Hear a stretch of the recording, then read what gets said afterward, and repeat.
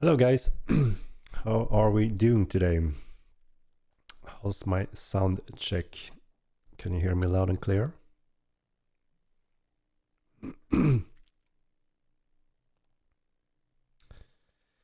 Hey, good, alright, great. So, you have to excuse me today, I have a cold, so my throat is not 100%. And if I look a little tired, that is also one of the reasons. I struggled to get some sleep yesterday with a really sore throat. Go away. Thank you for the subscription. So yeah, unlucky. I go to from one thing to another thing. If it isn't the shoulder, it's something else. But I'm hanging in there. So hopefully I will be good soon again after this cold. How are you guys doing? The weeks are flying fast. I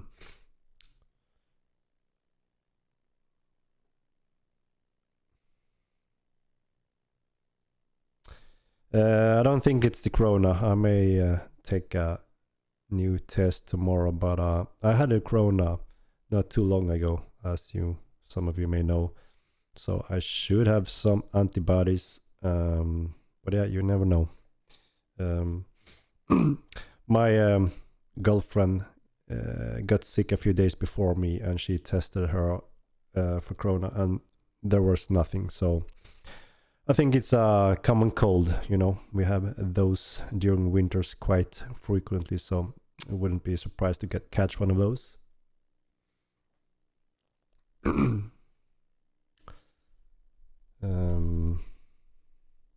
Yeah, when I actually suffered more last night because I couldn't get any sleep at all. Such a pain in my throat and nose that it was unbearable, and my head was exploding. So just laying there for hours in bed without getting any sleep is just frustrating and painful. It wasn't bad in that way when I had corona. Then it was just, very pulled out, exhausting thing with like 3 days of quite bad, and then it got better and better. But yeah, last night was probably the worst. So hopefully it's gonna be better tomorrow from tomorrow on. Exploding heads are bad for you for sure. Indeed.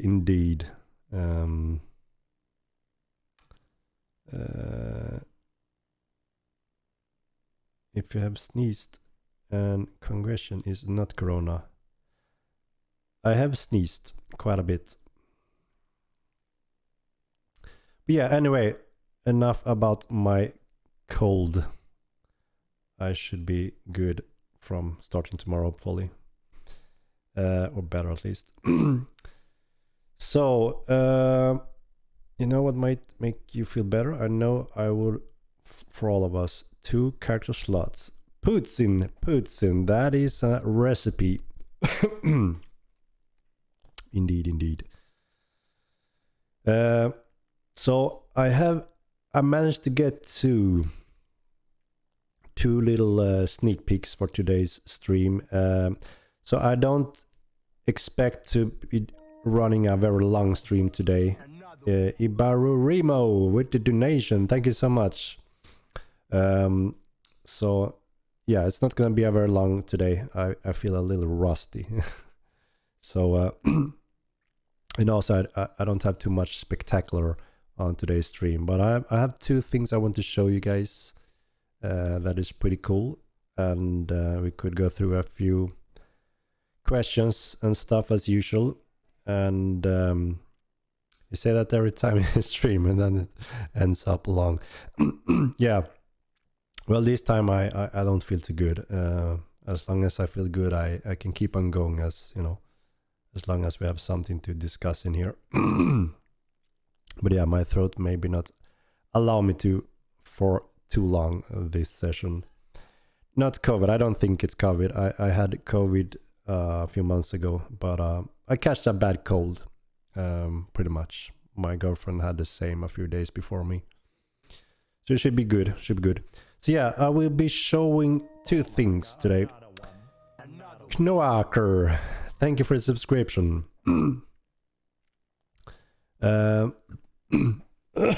Sorry. So I have we have finalized the Mage armor. If you want to have a sneak peek of that one, it's coming in game pretty soon. And I also have I think, yeah, a creature that we finalized as well that I think look real nice. That I want to show you guys. 2 questions about Spiritism. Are Spiritists supposed to be able to use a skill to see the living? Spiritism PvP is impossible. Ma'am 6983, thank you for a subscription.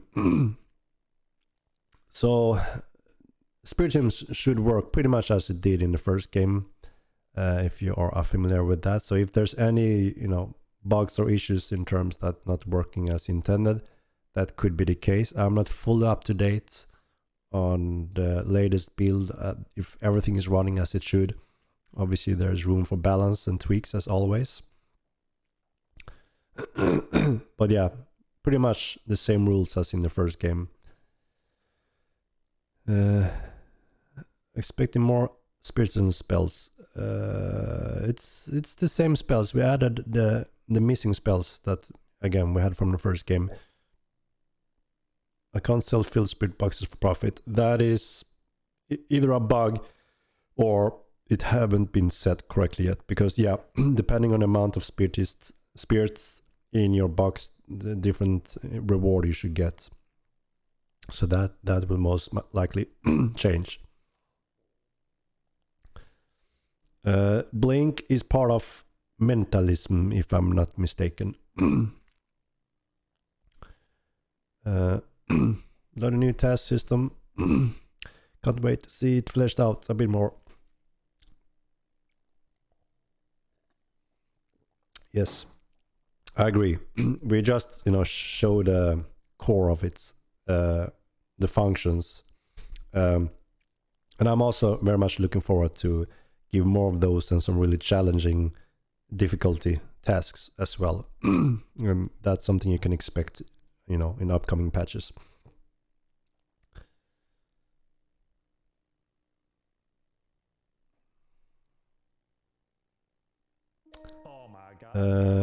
Pierce, thank you for the subscription. 4 months. Amazing. There's a few things that we are looking to tweak in the magery profession.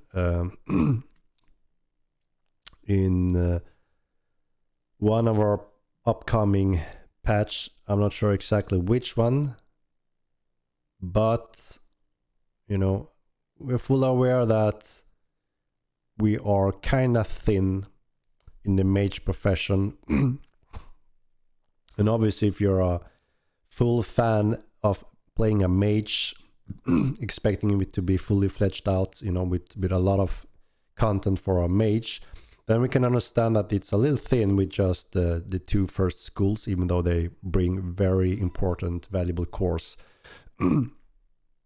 So obviously, along with more schools, you can expect to see more options and, depth when it comes to playing as a mage. But we looked into a few changes that we're looking at. We're tweaking some of the spells and in terms of range, a little bit on damage, and we're adding a little bit more power to the focus, so you can't be interrupted as easily, giving a few more percentages there in that skill. And there's actually one spell that I want to add to the ecumenical school. That's actually, I was looking back in my old design, and there's one spell missing in ecumenical school. And that is actually a spell that allows you, it's a little bit similar to the magic reflection spell. You cast it on yourself. You can only do a self-cast target with this spell.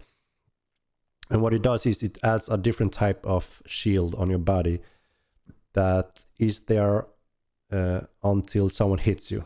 And it's a physical damage. And if that physical damage hits you, that shield explodes. There will be a cool effect when it explodes. And that shield actually absorbs like around 60% of the physical damage. So that is one of the missing spells that were supposed to be in ecumenical magic school.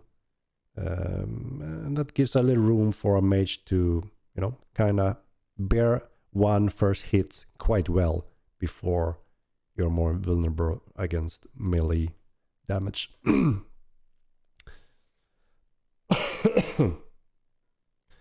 Are NPCs intended to interact with Magic Reflect? Yes, they are intended to. So, could be missing. And it will be there sooner or later.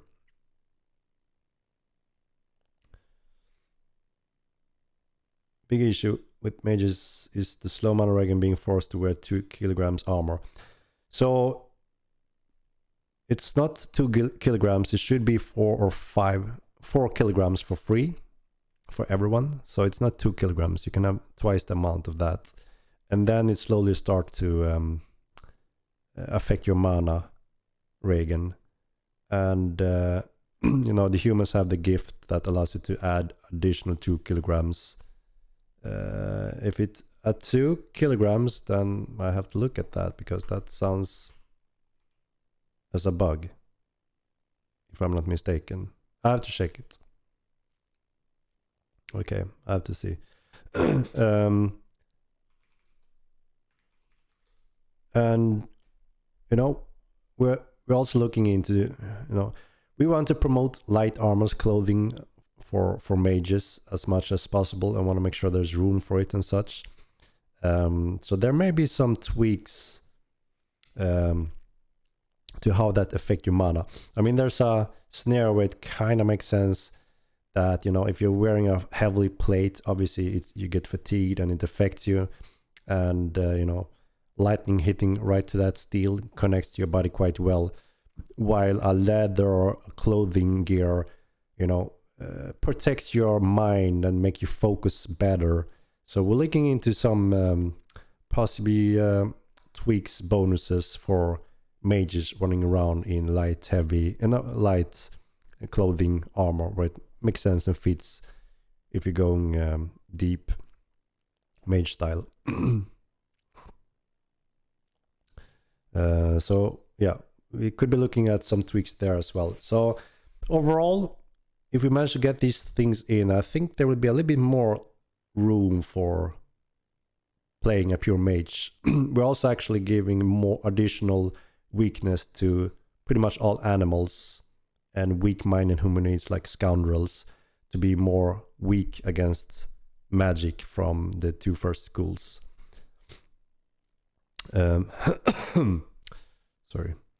So yeah, overall we try to do one round of giving a little bit more love, a little bit more options for the starting profession as a mage. But again, I think it's good if the information is there that, you know, you don't start as a typical mage like in World of Warcraft or a game like that where, you know, it fights on the same terms, equal power and rules. Playing as a mage should be, you know, a little bit more investigation, a little more effort, and trying to understand what type of options you get as a mage, and then how heavy you want to go on the mage, then obviously that's up to you. And of course, like I said before, along with the more added magic schools, you can become, you know, a very powerful wide mage in many different areas. Right now, they're a little limited to their specific areas, as you know. So we will see how far we can push it before the other schools is coming.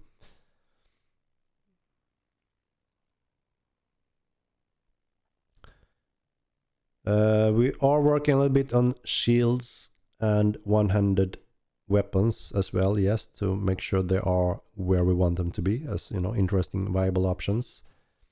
We are looking into some specific tweaks again in some areas of the combat that we hope can continue push it in the right direction and promote it. Sloppy as Joe. Oh my god. Thank you for those gifts. You're killing it as usual. Yeah, what about cooking? So yeah, we did a short thing or a quick thing. We made sure that you have at least more effect from uncooked food. So, you know, obviously a better reason to actually invest a little bit and cook something proper rather than, you know, just eating it somewhat raw.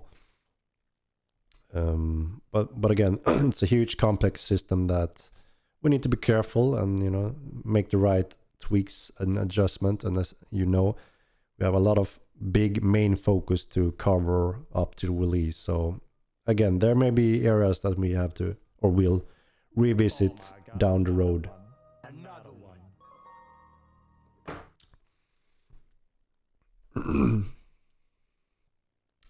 New World need your team. Why would they need my team? Nah, they're making something completely different. I think they do fine on their own making a theme park game. We are quite busy making a sandbox game here. But yeah, we feel the pain with them. Obviously, they go through the classic things as you do as a new team releasing their first game. You know, we have been down that road as well, so we feel it. They have resources behind them though, so they should be fine.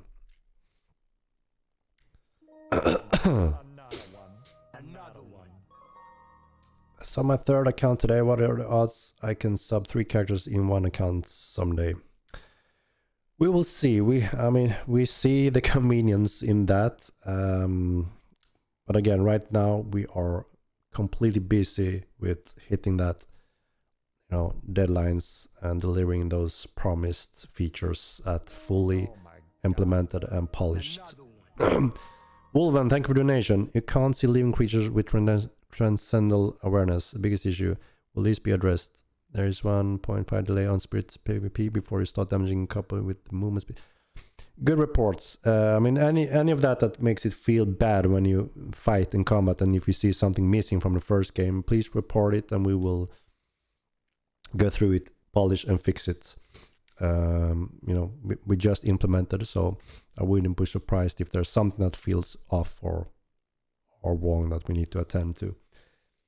And yeah, we need to check the rules for those spells, obviously what you can see and not see.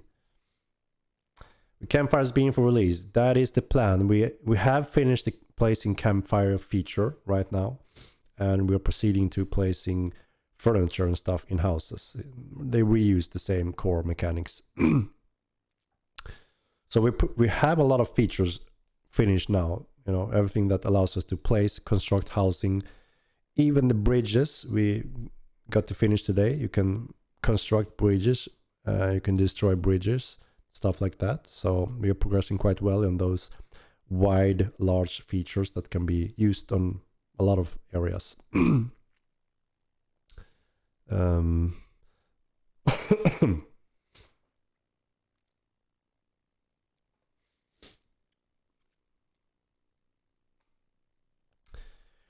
Pretty backdrop, thank you. It's indeed a beautiful picture. Tecton Bridge going down. Yeah, it is down, and it will take a while before you can rebuild it. But you know, all those small bridges over rivers and lakes that can be tactical used, those can be built with our functions now. You simply have to make the different states. Care to show us how exactly house building will look like? Price, materials. So if you check my previous stream, I actually showed our small, medium house and strongholds. An example of how they can look and some of the variations. We also discussed a little bit about the pricing. We haven't finally put the cost resources wise and money wise. We're gonna try that when we patch it and run through a lot of tests and feedback and go through that data to see if it is where we want it to be. So I'm gonna show you a little picture. Let's start with this one. Bam! How do you like this one? I'm very impressed. It looks like a cinematic goat, right? But you see what creature it is, right? Uriels, indeed, Patwins. You got it. So this is our long-awaited Uriels that obviously lives in the northern, snowy, cold areas. So not the traditional goat, but similar. So yeah, the Uriels that lives high up in the cold North Mountains. Pretty cool creature, and there's some value in them, in hunting them for sure. Torque, yeah, thank you for the subscription.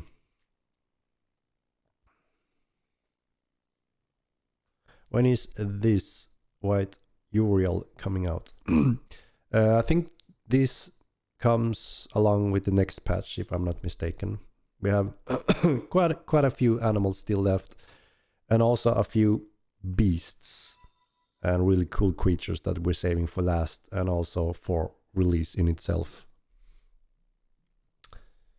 Can't wait to farm that for 4.20 gold per stack. Indeed, indeed. There were good value in them in the first game, and obviously you will recognize some of that value in Mortal Line 2 as well.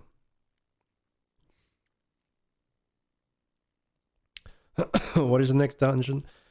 I'm not 100% sure, because right now we're working on multiple dungeons and caves at the same time. We have a whole team working on dungeon and PvE content along with the AI improvements that our coders are working on. So as we said, since day one, we really want to deliver something spectacular, exciting in terms of PvE encounters in Mortal Line 2. That was quite lacking in the first game. So we're investing a lot in exploration, dungeons, PvE, creatures, and not only right now we're going beyond the normal list of creatures that we had in Milan, and you know that we didn't have time to continue on that list. We're reaching those interesting creatures right now as well, which is really cool to see, and obviously more exciting for you guys to find them, explore them, and see what kind of treasure or what they may reward you with. More plan for Satyr dungeons? Yes. There will be additional stuff in the Satyr dungeons. There will be additional stuff in the Ryza dungeon. There will be completely new dungeons. There will be new additional stuff for the Minotaur dungeon. More caves and systems on the ground. So it's going to be really cool and exciting to explore these different areas. Everything from soloable content to extremely challenging that, you know, you all have to be on your toes, play your A game, and be fully focused to manage to survive or beat some of these dungeons we have in the makings. Obviously, we also have a lot of cool bosses in the making that gonna have this spectacular behavior, similar to that you've seen in the tier 2 AI already, but you know, we keep pushing that and expanding on it. Sorry. When you say new dungeon, is that new Mortal Line 2 or new to Mortal? So we already surpassed all the dungeons in the first game right now, and we are expanding on some of those, but yes, we are also adding new dungeons, completely new dungeon for Milan that haven't been in the first game, because it all makes sense, right? We are expanding the AI, much cooler AI behaviors, next gen AAA opponents that you can explore and discover. And we have so much lore and rich stuff, and we have a huge world now, right? So it just makes sense that we expand on this on Milan and give you a lot of cool dungeons, a lot of cool creatures to explore and challenge. I'm gonna show you Boom. So this is our pretty much final mage armor. What do you think about it, guys? I really hope you like it. Boom. I'm missing our fights when I'm you know, bashing those kills with the boom. Your vibes. Indeed. Indeed.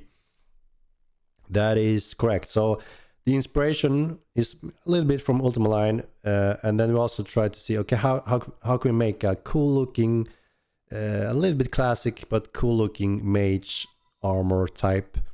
We tried a lot with the classic Gandalf gear with the pointy hat and such, but like I said, in this set we couldn't really get it to fit. It didn't say Mortal Line to us, so that's when we started to look outside of the box to see what can we use as a good reference, and that's when we found the Padawans, the Jedi Knights clothing in the Star Wars universe, and bam, it just fits. So this is a mix of those, I would say. But I like it. The result is very cool. Looks homeless. Come on. Yeah, look at the Padawans. They may look a little homeless as well, I guess.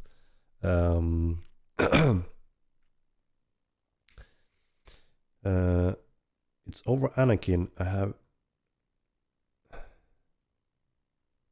have high ground.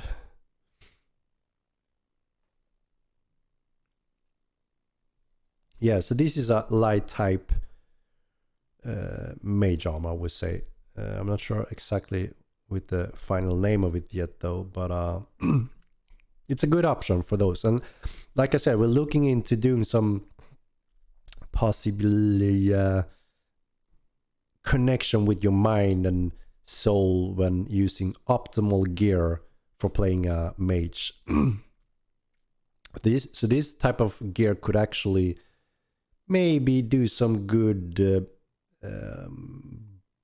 bonus to how it affects your mana compared to heavier armor. And obviously being naked, we don't want that because it wouldn't make sense to throw off your gear and sit there to meditate in cold, harsh, dangerous environments. Makes more sense to have a suitable gear like this, right? So we are we're looking into that as well to see if it makes sense and if that's a good way to promote them and give them value for those that going for lighter builds. You know, we obviously want exciting, interesting options, everything from clothing, light armor to medium, like hybrids or such, to heavy, obviously. What about warriors? I need my real armor. We have quite a lot of heavy armors for warriors already, but yeah, we're not stopping the production in terms of building gear, both weapons, armors, and shields, you know, bows as well eventually. So I'm really looking forward to some of those spectacular Clade inspired armor pieces as well. For instance, if you want to have something heavy as for your warrior, I can't wait for you to see when we deliver the Ogmere rock heavy Ogmere armors, pretty much. They will be extremely heavy. And as you know, the Ogmeres may be the only one that can optimally use the heaviest one because of their Clade gift as well, which is all intended and tied to the lore. So there will be more options and really cool heavy types for those that want to really push it far to an extreme. Do I smell dwarven? Indeed. Assassin type of armor. We did get one close to assassin type, which is the range armor that we released a few patches ago.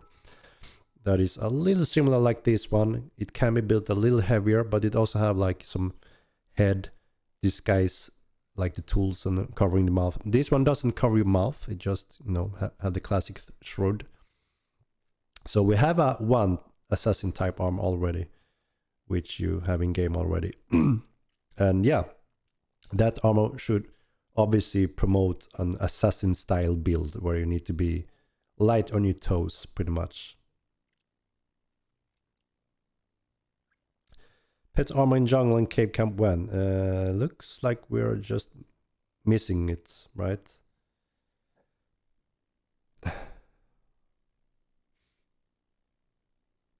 Security dwarfs. Give us more stuff for mages. Hands down the most underplayed class that needs love. Yeah, it's getting there for sure.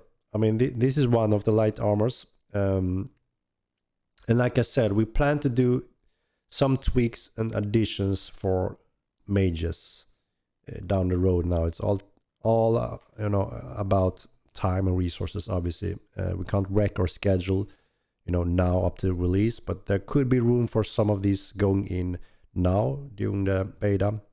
But if not, they're coming, sometime very shortly after. And we also continue obviously on the additional magic schools. Mages need lightsaber, indeed. Are the new effects, alchemy effect coming along? Slowly. We are slowly progressing, I could say. We're going to see clan banners and towers and cloaks in clan uniforms. Yes, you will be able to design your own emblems and logos, and those obviously you will be allowed to place on flags that you can carry, or even on your house, your castle, your entrances. There will be a lot of options for where you can display this, not only carrying it on your character, but also in your city, house, castle, whatever. Throwing weapons being worked on. Not right now. It's a few steps before we can do the throwing weapons.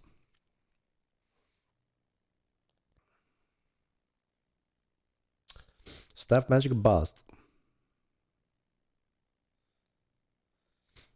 Is the mage armor for the end of December on the roadmap? I think it's that one, yes, Patwins.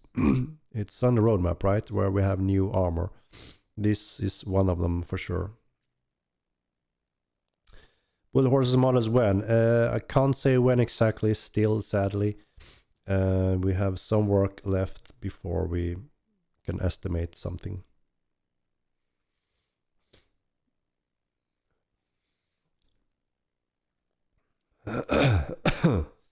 What does mage armor do? So the intention is obviously be optimal for your mana regeneration, and rather than taking from your mana, it could improving it to a small degree, making sure that you have as good protection as you can, still being light on the toes and not affecting your mana capabilities. That is the core of it, at least. And then, we have a few things that further going to push this with a few features we haven't got to yet, like enchantment. That will also... Are you sick? Yes, I'm sick. I'm afraid. I got a bad cold, so my throat is not 100%, and that is why I'm sounding a little like that. So bear with me, and yeah.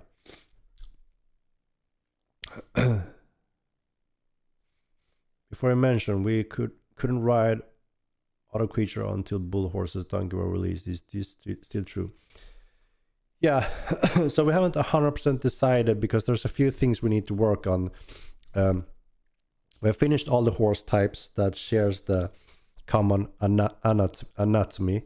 As soon as you break the anatomy, which means there needs to be additional work for the animators and skin all the assets and gear you can put on them, that simply means more development time.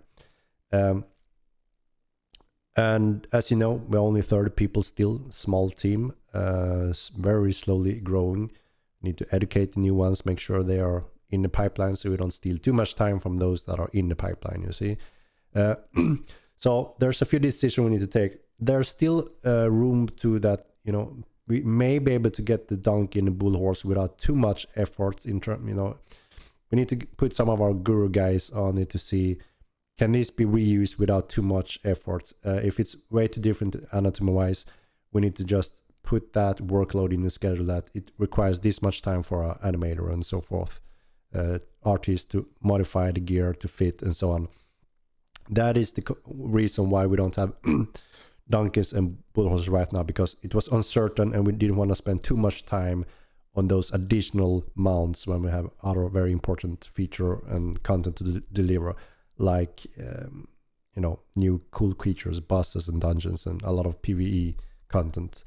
We need a lot of that, obviously, for release, so everyone is excited, exploring the world and finding really cool stuff to encounter and get rewarded for.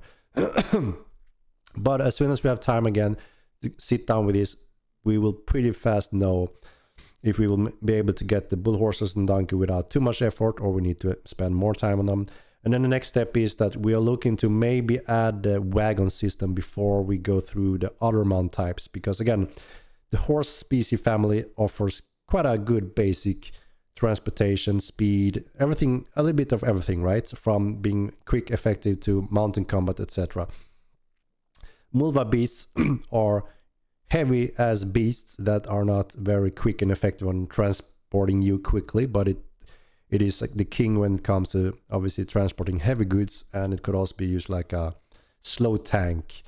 So it has its use, and the Lycator is more like a very agile, high angle climbing creature with some passive regen and some natural scale protection, and decent in fighting depending on which one as well.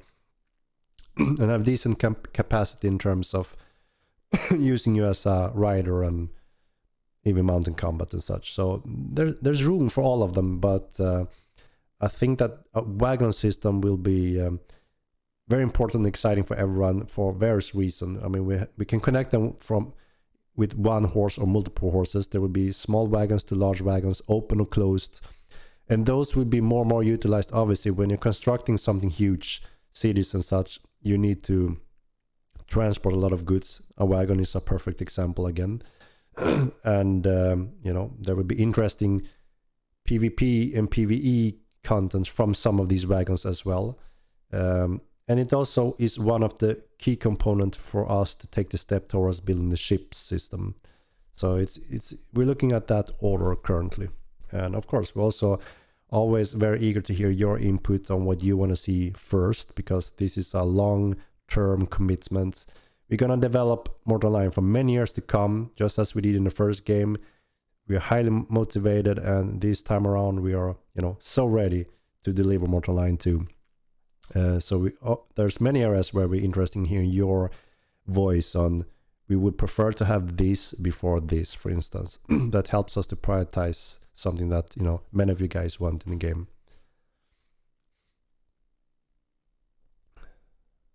And also we have some task system that also rely on heavy transporting goods like wagons and such. So there will be some cool components around that.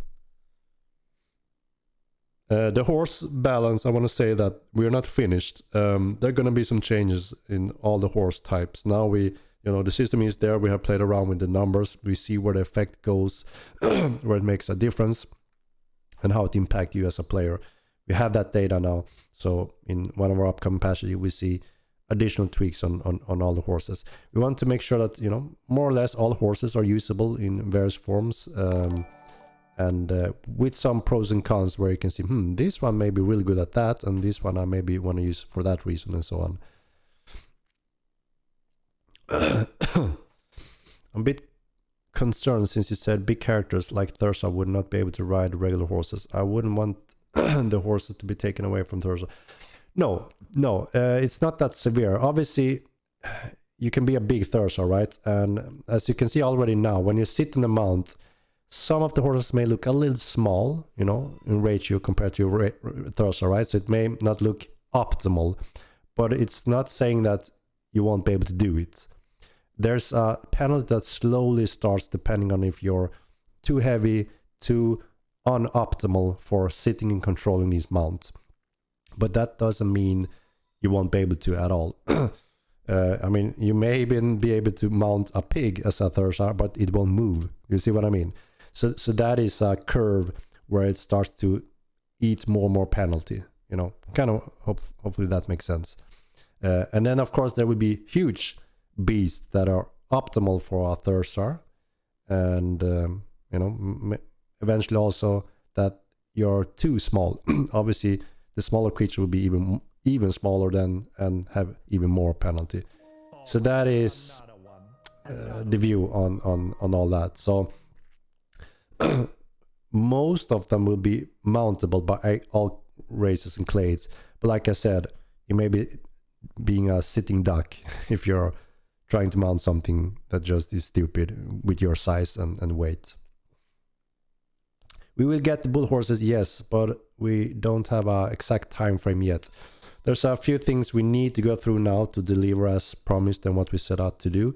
After that, we'll sit down to go through those things that are, you know, close to be finished, but and a little bit unsure if we can do it the quick way, efficient way, or we need to invest more animation time. Those are the components. Van Davies and Firewall, thank you so much for the subscriptions. We highly appreciate your support.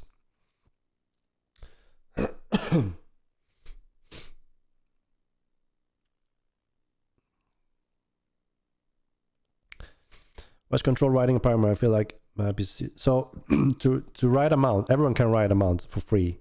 If you want to be more efficient, that's when you need to start invest points. So we did that exactly for that reason. The world is huge. We want everyone to be able to at least use some type of mount to go from A to B in a more efficient way than just always running by foot. That's why we made that first riding skill a secondary.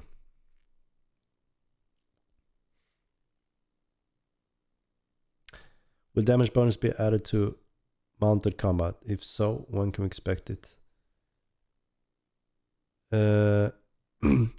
So,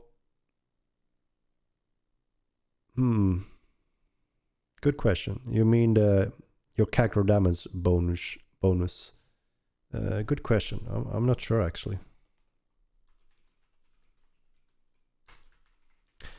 You know, mounted combat is specific because it more heavily depend on momentum, right? And if you look at real case scenario when they run around with their lances and pokes, you didn't have to do too much waving around with heavy stuff. You just have to secure it heavily and have a good aim and let the momentum and force from the horse to do the impact, right? So it is a little bit less you swinging than you would do on ground, right? Than if you just secure your aim and have a proper impact. So it could be that is also where we draw the line. I don't remember exactly, but I think it is down something like that.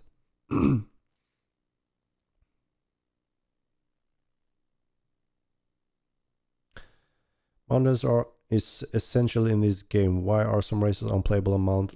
I feel like some mountain skills needs to be secondary so people can roam a beautiful map and complete the content instead of just sitting down.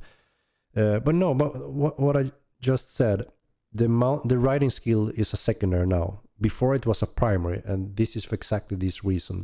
If you want to specialize and become more deep in something, then you need to invest points. That's how the whole character system is built around. You know, if you want to be a key component thief, tamer, anything like that, going deeper, that's when you need to spend primary skills. But a lot of things that we choose to change and be more commonly used, that's when we change from a primary to secondary, like riding. So that's already been done for that very reason. Everyone can ride for free.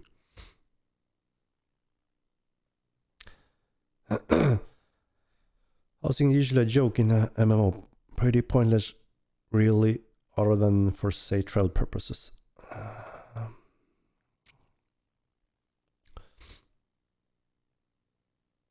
So I'm gonna see if I can do. It looks like our housing content getting closer and closer, and obviously there's a huge interest in how that will be in its final form. We're getting very far every day right now, both visually and code-wise.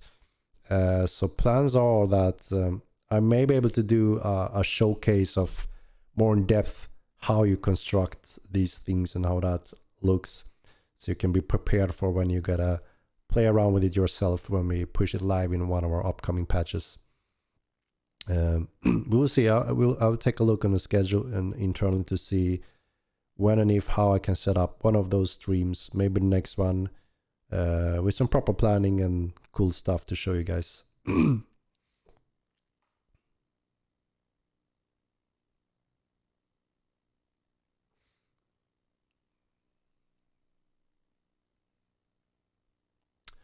Archage is a perfect example of housing benefiting an MMO. Dude has no clue what he's talking about. So, I mean, we did a very sophisticated housing system in the first game. I'm sure some of you guys have been playing around with that. And we were quite early out having a housing system at all for being an MMO. When we delivered that, there was pretty much no housing system in any MMO. You just did your quest and storylines. That was the MMOs. Obviously, I was heavily inspired from some goodies like Ultima Line. That's where it started. Star Wars Galaxies had some interesting housing system as well. Instanced, though, which obviously is a no-no for us. So I think we managed to get the best out of the best and do something really cool and unique with our housing system. This time, obviously, when we have been building our housing system for so many years now, refining it, this is the final refinement of that latest version. So I think it will be really solid. And I'm not just talking about a cool housing system, but also a very optimal system that works on a large scale without instances.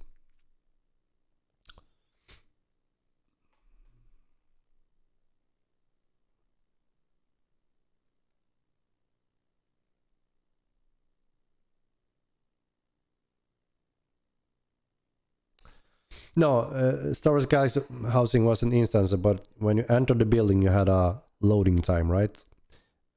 And that is an instance to a degree. That's what I meant.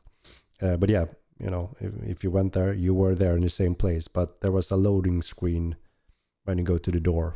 It's a very easy, efficient way to solve a lot of issues. But for us, that would breaking a lot of the depth and core we want to offer for the players. You know, everything that makes sense, we just want to do it. And there's a reason why many of the MMOs doesn't do it like that, because you know it's quick and easy shortcuts, but it also removes depth, immersive, and exciting gaming moments. I mean, you can sit inside a house and shoot out of your window, stuff like that. So we won't have any loading or anything blocking that type of gameplay when you enter any of your houses in Mortal Line.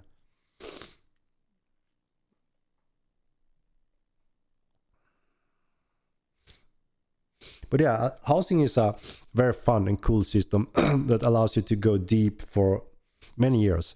Just as in Ultima Line, I owned a keep, and there was a lot of joy and gratification and progression when you first of all obviously manage to afford your keep, select the location, preparing, going there with your friends, starting to build it. It's an awesome team effort, or solo if you want to go smaller. And then when you have that component in the world that, you know, set that up as a base for you or your team or guild, and then obviously how you want to design the interior and exterior to a degree as well, obviously. And of course, adding components, machinery and options in your house so you actually can benefit from different tools and functions as well. And of course, storage. So I'm very much looking forward to building my own house and place somewhere in this beautiful world.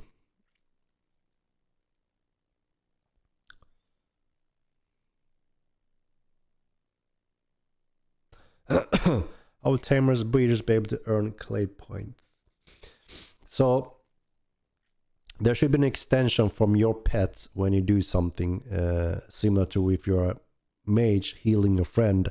There should be a component to keep track of that. That needs to come sooner or later. That helps a more pure tamer to obviously hunt clade XP.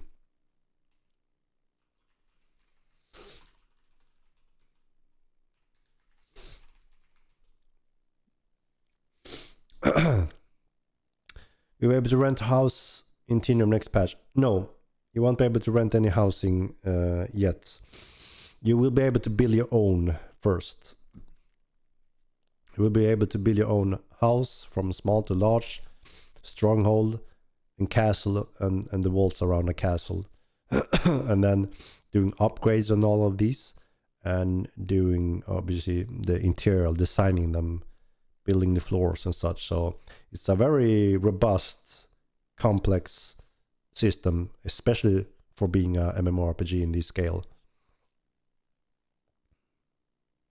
And it doesn't stop there with this first patch. Obviously, upcoming patches will deliver X amount of new blueprints of house types, upgrades, furniture, tools. It's a never-ending story when it comes to how we can expand on this.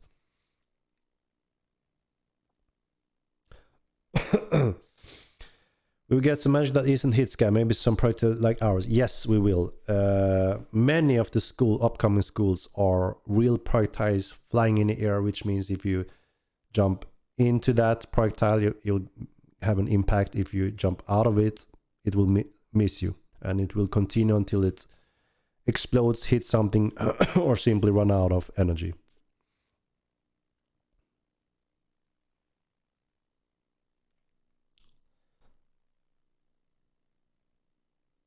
We still have plans to improve dexterity attribute in some ways. We are looking into dexterity, yes. When we fix thirst or reputation gain, we get very little from killing risers and 0 from tasks. So we are doing balancing, adding the real content for the tasks now over the upcoming patches, and that's when everyone gets their system to gain proper standings, including the thirsters. The news on Steam pre-orders. We are building this site as I speak, slowly but steady getting there. I come from Rust. There were no safe storage level. Yeah, I mean, coming from Rust is a good step, for being prepared for Mortal Online. There's a lot of similarities, but there are some main obvious differences as well. Rust being a more quick action in and out, not being that persistent and long-term goals, which is, I would say, one of the big difference in Mortal Online. It's a long-term goals for achieving different things, progressing, and there's a persistent state on everything. So that means if we want to allow players to build their own kingdoms and go crazy at that and build spectacular things, their own rules, and introduce players to that city and becoming famous, doing whatever they want to set up to do, good or bad, then obviously there needs to be some order, logic, and incentive, and also making sure that they can't just lose all of this while they were asleep for a few hours and that's it, all over. That means that there won't be that type of gameplay with cities and thriving cities and players visiting and using these cities, paying taxes when using your city, and you become a duke and more famous and such. But it's a good step coming from a game like Rust. I would say you are for sure ready and prepared that the game doesn't end when you die and lose your stuff that you do non-stop in games like Rust. And that can also happen quite a lot in Mortal Online. You can die and lose your stuff to other players or creatures, obviously. So with that mindset that, that's fine. You're supposed to die and lose things, and things are moving around in the world.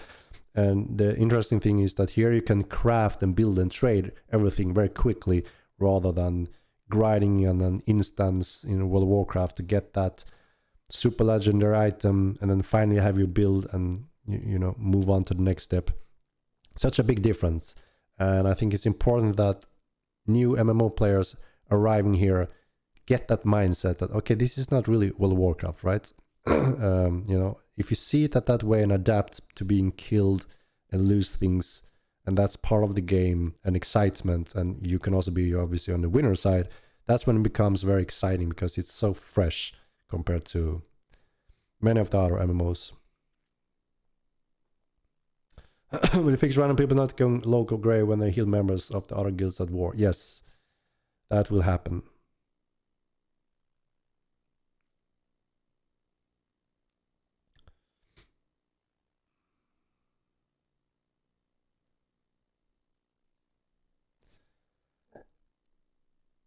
Should add NPC wagons that can be attacked and traveled from town to town, transporting players the cost of gold.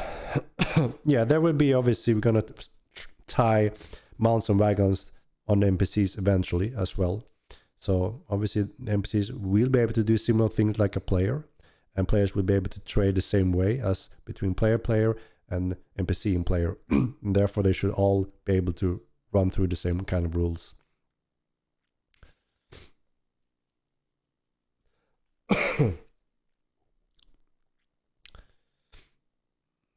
Who's the most famous player?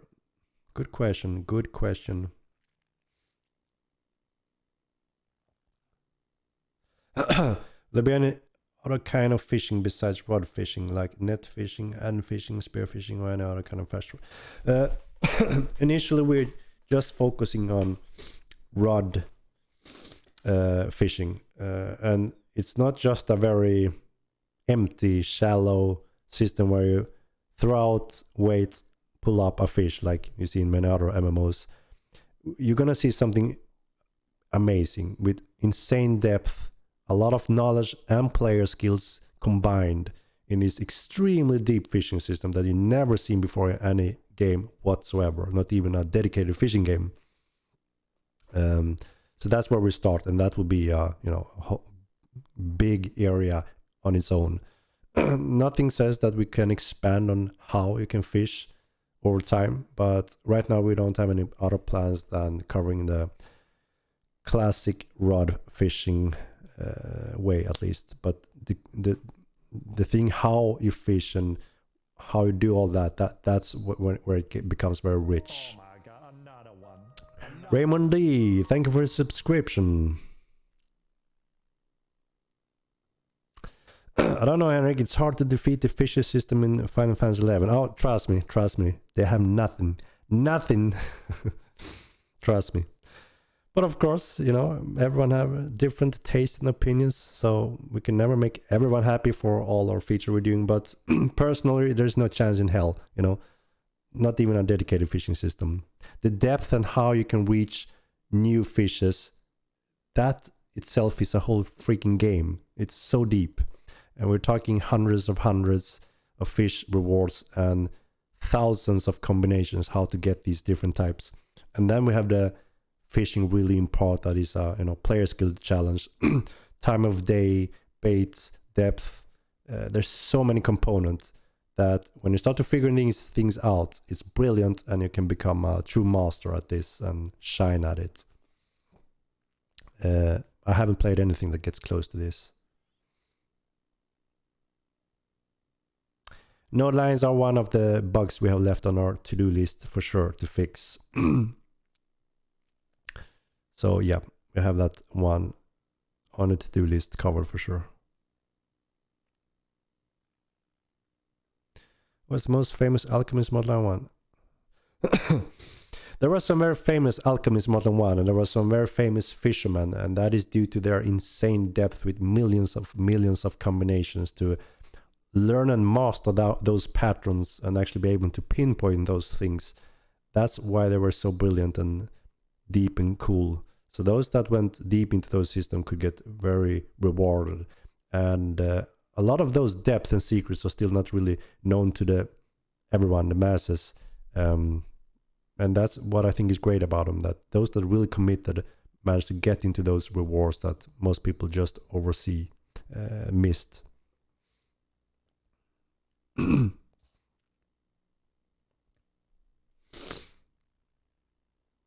What if you have certain standing and complete tasks and missions to teleport as a ghost?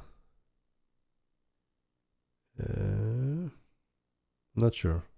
Will the battle keeps have unique layouts and appearances? So we're working on Biome Appearances. So like I mentioned before, if you're building something in the desert, that will look different from if you're building in the jungle, because there will be sand on one of them, there will be plants growing on the other one. That is one of the components we want to add as soon as we can. I'm not sure if we're gonna have it from day one or one of the patch after, but that is being worked on, so it kind of fits the nature and environment. And then we're starting with one type of layouts visual that is, you know, pretty much the same for everyone.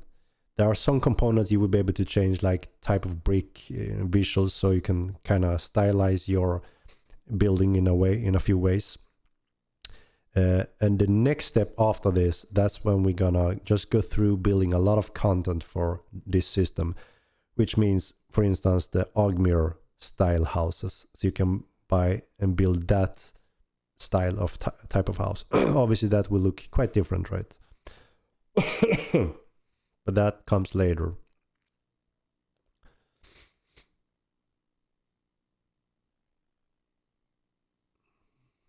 Can you add a Thirst Clay gift that allows a player to wield a two-handed weapon as a one-handed? It's an interesting concept for sure. Interesting and a bit suitable for the thirst, I would say. Like I mentioned before, there are we may revisit the clay gifts to refine it a little bit with an additional layer that roots with the specific races, so it, you know, kind of goes even deeper for each race, and maybe that could be one of those. So Aruka won't be in on release day. That is a huge continent that we need to finish before that can happen.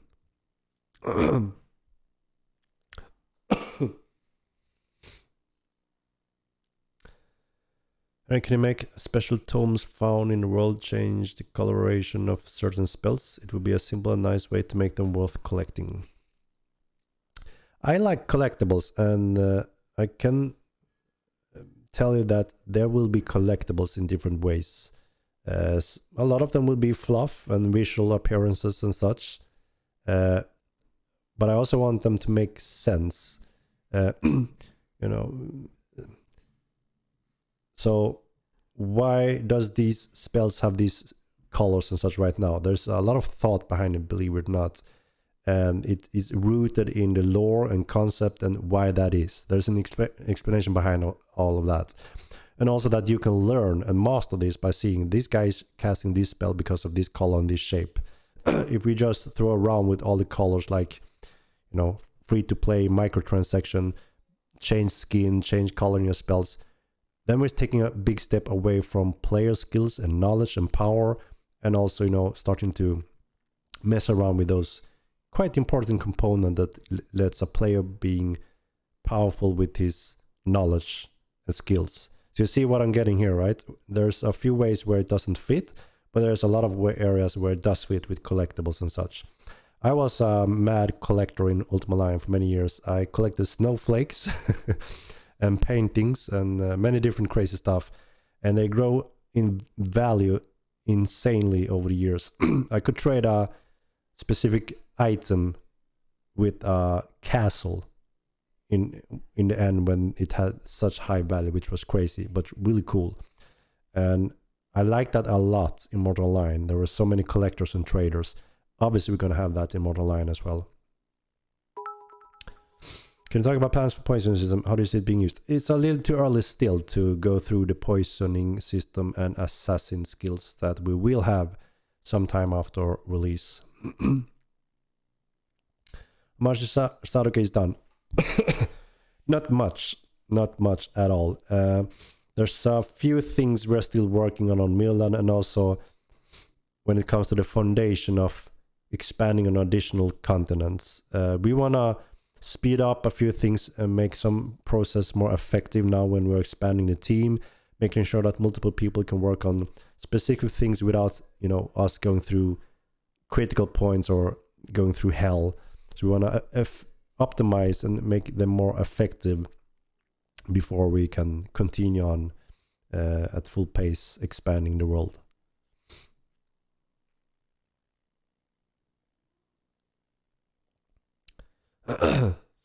Yeah, there will be a change on magic damage on pretty much all animals.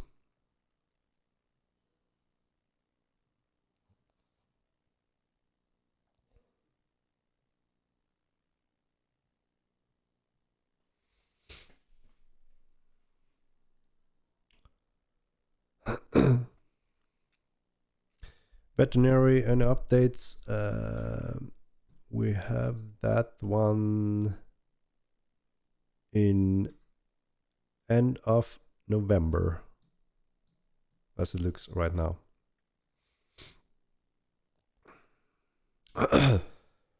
Thorax on release. I can't say yes or no to some of the specific creatures. What I can say is that you will see some new creatures that you didn't see in the first game on Milan that we think is really cool, and we want to have them now rather than much later. There will be more cool bosses and some really cool enemies to hunt. Scribe next patch, we're ready for that. Yeah, so scribing in the first game, we had kind of a mini game, but in the beginning that was all fine and nice, but it just converted to a automated system after a while. So we didn't see much value in having that type of spending so much time on building those systems just for someone with a auto mouse to do it perfect at any time. So in this case, we actually took the decision that it doesn't make sense to invest so much time in it. Let's just make it one of those components that this is how you add your scroll and scribe it, and now you have it. So it's not a very cool, exciting system, but it's a necessary system for mages to learn and share spells between other players, and can also make a living on it, and also decide if others should learn this spell or not. That's the main component we need from it.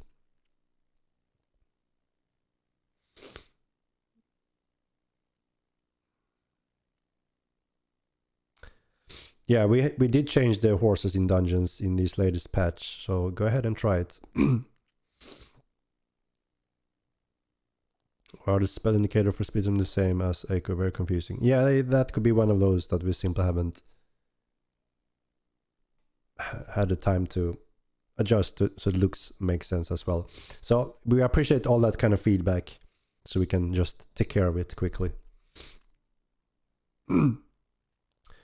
We like what you guys have done with buses thus far. Yes, Merrick, thank you, and you have just seen the beginning of it. The beginning of it.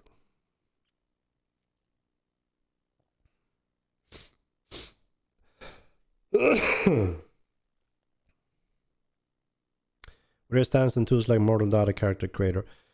I mean, there's no way going around that. We can't control it, we can't battle it. Players are creative and they set up their data in their own way and what they discover and make cool tools. That is a natural evolution. We can't fight that and work against that. And sometimes, those tools or website become so useful for many players that they compete with our knowledge section. So obviously it's a small challenge. How do we compete with that, or how do we work with it without sacrificing the world we want it to be? Like, a fair game for everyone, exploration for everyone, and in-game knowledge is key. It's a tricky thing, as you can understand.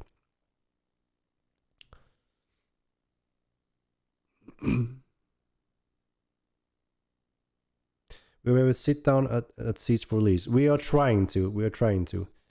It all comes down to time. We're building. I can tell you this.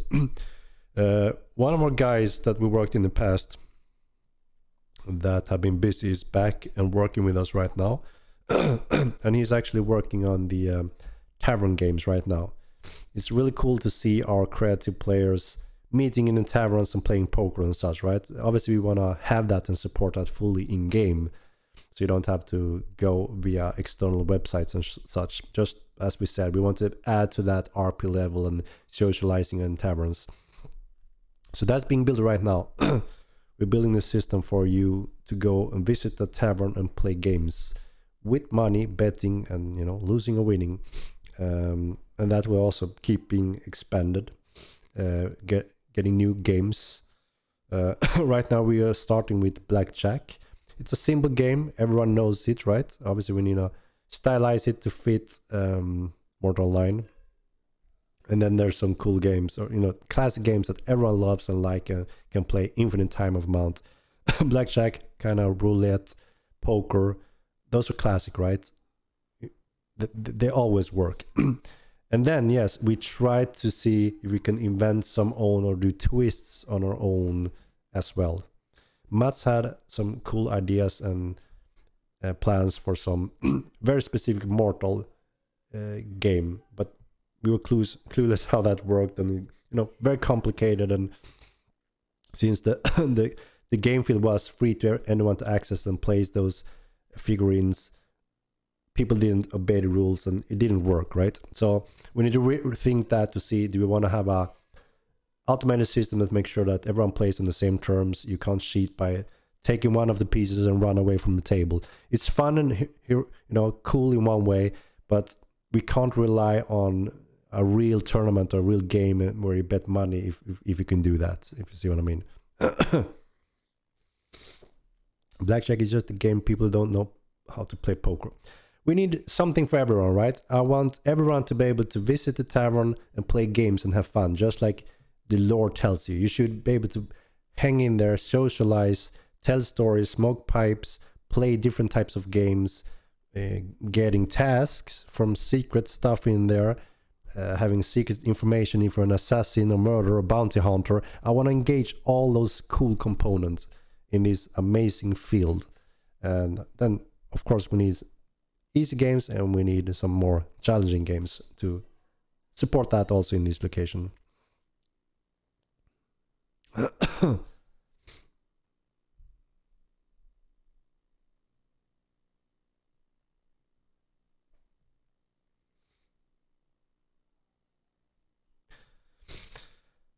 How the hell are 30 people developing all these features you're currently working on? Uton, that is the magical question, and I have the magical answer for you. My developers are geniuses. Pure, raw geniuses. We are doing the impossibly possible, pretty much.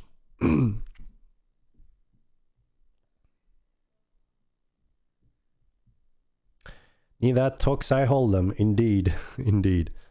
Dice game for sure. We need dice games, but what kind of dice games, right? We need to find them and design them and stylize them for Mortal fit. But yeah, any suggestions, feedback, whatever you wanted to see, if that fits our view on it as well, we may add that over time.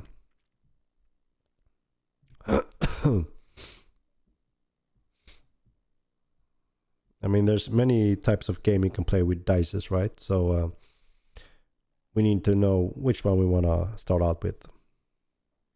What about alcohol and musical instruments? That is all according to plan as well to be a good place in the taverns. We want show, dances, musicals being played by NPCs or players that can also have an impact on the players. Reserves and bonuses. Alcohol and drugs is a big component as well in this game world and area of the game. So you will see all of these components grow, and common location to find all of this is usually in a tavern.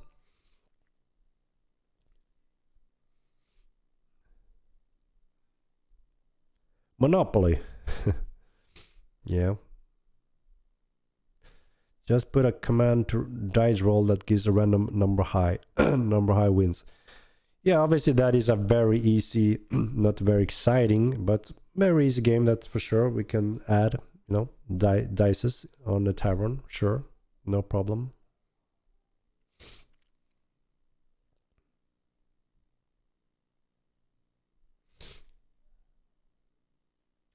Can head bob be turned off?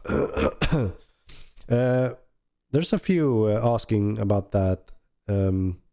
Obviously, if that is a main component that makes a lot of players struggling with it, then maybe we need to add that option. The goal was that we want to have the first person to feel immersive, next gen, and it's bound to first person only. And if you play a game like Battlefield, any of those supreme first person games on the market today, they have some very solid nice movement to add to that immersive level, and it works. I never heard complaints or issues in those games, but I've heard a few asking for it in the first game, even though we have it very subtle and carefully, so we don't want people to feel motion sickness. That's the best mage in name. But Hootie, I love you, Henrik. I love Mortland too. I love mages. Please, Henrik. Thank you so much for supporting us with buying one of those merchandises. And trust me, you are in a game that will be over time true heaven for any mage lover out there. We start out a little thin, I agree. We only have 2 schools to start out with, but very important schools, and you will be needed as a mage. We are adding a little balance love now as well, upcoming patches.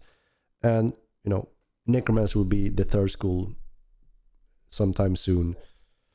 And then we'll continue from there.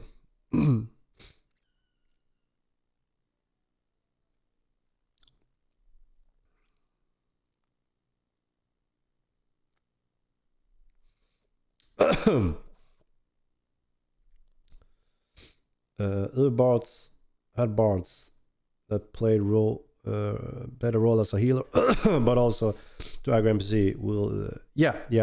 We have one of the schools is pretty much a bard profession. You use magical instruments and learn to play the right tunes to make specific effects. A little similar to bards in Ultima Line, yes. Add arm wrestling to the tavern. That would be a fun little cool thing, for sure. I have something in my mind for that, where, you know, obviously we have the stats, your fatigue and your raw strength, size, where you can challenge someone in arm wrestling, and then a component that, you know, make you also affect the outcome of that. So in time, it's one of those components also that allows, that Danny have been figuring out for us, where you can reach out, like I said before, you can reach out a hand, and another player can quickly interact with that hand by, you know, doing this. Similar thing how we would start an arm wrestling challenge. Grove Bella, please turn head bop off. I get motion sickness with it. Do you play any of those other first-person games like Battlefield? Any of those games? And do you also experience motion sickness from those games? And are there actually options to turn that off in those games? Because I haven't seen it. But of course, I see a lot of people suffer from it, and I guess that would be a good thing to have.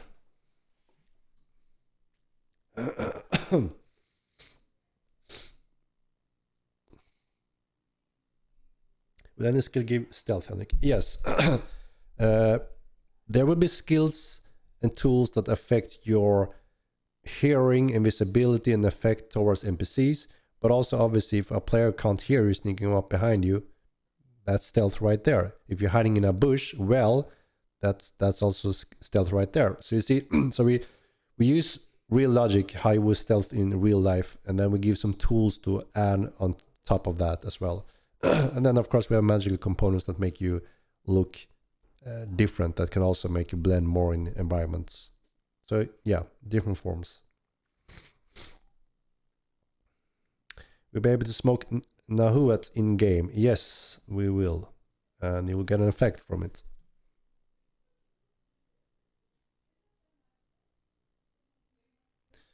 An update on VR support, maybe not controls over it. Yeah, I had a little brief discussion with Danny actually recently with regarding VR support.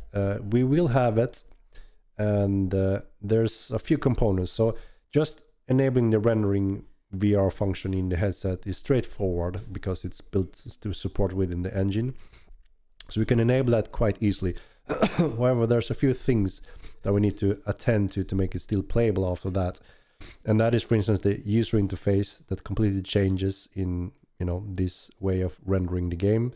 And also a few effects that doesn't work with stereoscopic view with the two with the goggle.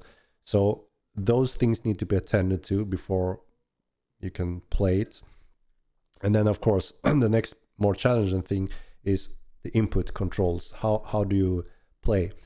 So the first start step would be quite easy, like I said, making sure it renders correctly and you can at least read the user interface. And then you can use keyboard and mouse to control your character while you control the head with your head, right? That could be the first and quite straightforward step. Then there's a big rabbit hole, so to say, when it comes to starting to using controls and such. And if you want another control scheme in terms of do you aim with your head or such, it can go quite deep there.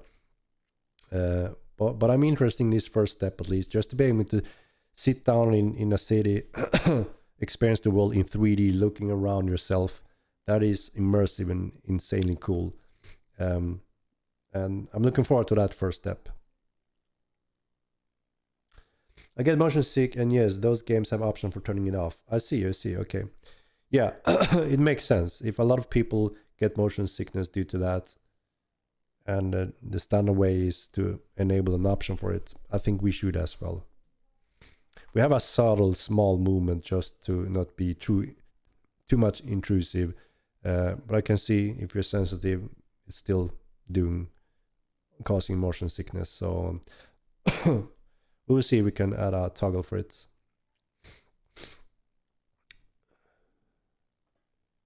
I have to turn off. Yeah, okay.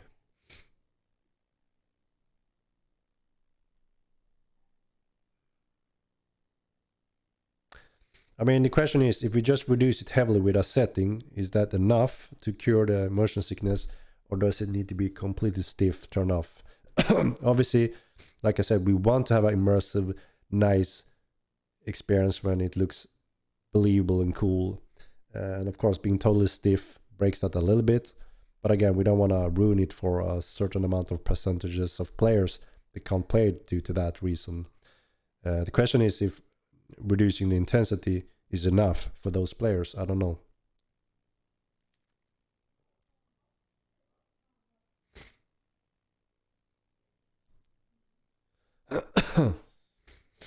Any plans for player-made road system? Would be nice to connect players-made towns with main roads.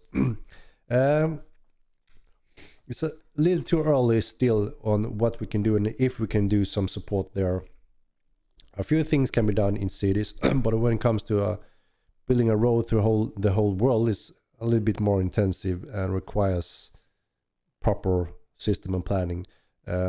We're building a very robust system now to support everything in the future now when we're building the housing system, which means placing something in the world, constructing something in the world. But also, again, it always comes down a lot to the cost and what we prioritize in terms of what should cost most on the server and how is the performance for the players. I mean, we all know how important it is that performance is always king in a game like this. So that is always a requirement. And the more things we add out in the world, obviously there's always a cost being added on top of client costs. And that means your FPS may go down. So it's too early still. But we do want to support, because we got that request in the first game as well. Being able to build roads in your cities, at least, to plan those with nice tavern stuff. That is something many wanted. So we're looking into that as a first step. I think I'm falling behind here in the chat.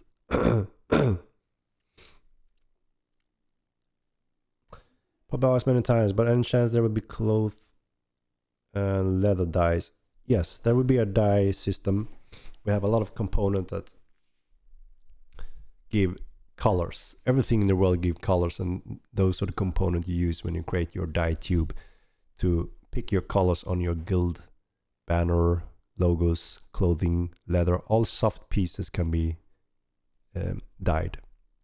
We don't have that system yet, but we plan to have it sometime pretty early after release, because we want that tool for the players to add additional, layer of visual representation of you and your guild. We know that is a valuable thing and desired thing.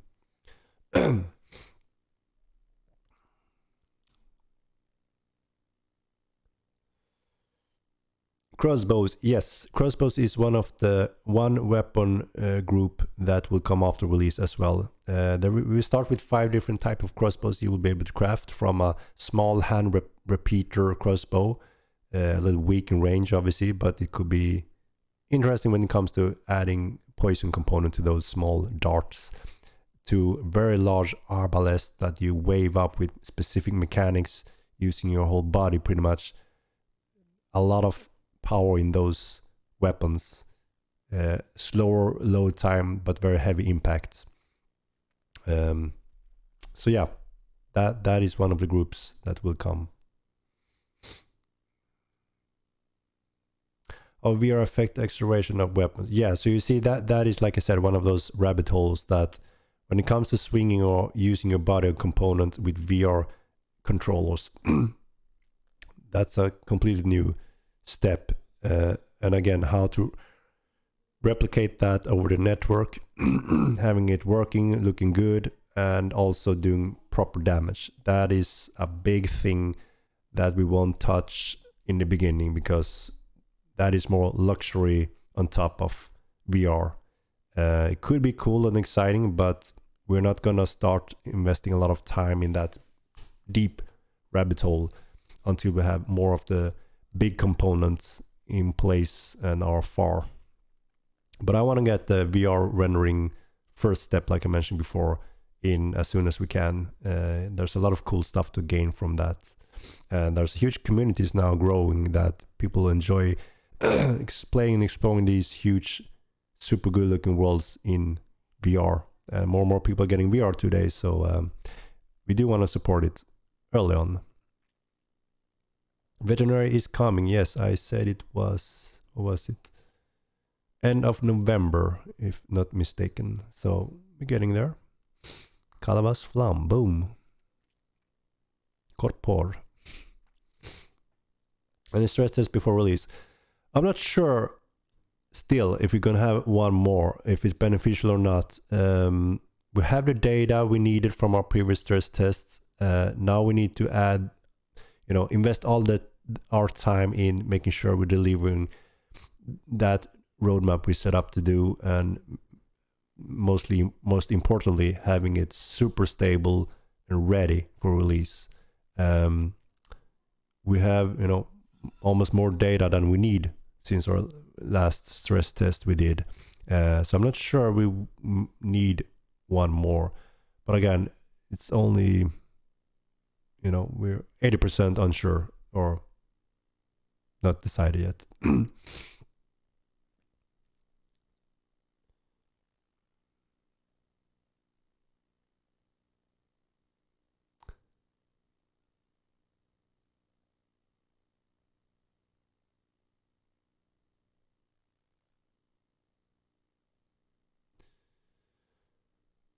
I think it should be forced. Makes the game look bad if you are a floating camera, but the intensity setting can have motion sickness big. Yeah, but one of you guys that do suffer from motion sickness with the head wobbling, do you think it's enough just to reduce the intensity, or do you really need to have it completely off to feel good? I don't know if there's room for it. Someone that suffer from motion sickness needs to give their opinion, I guess, because I don't know, because I don't get it.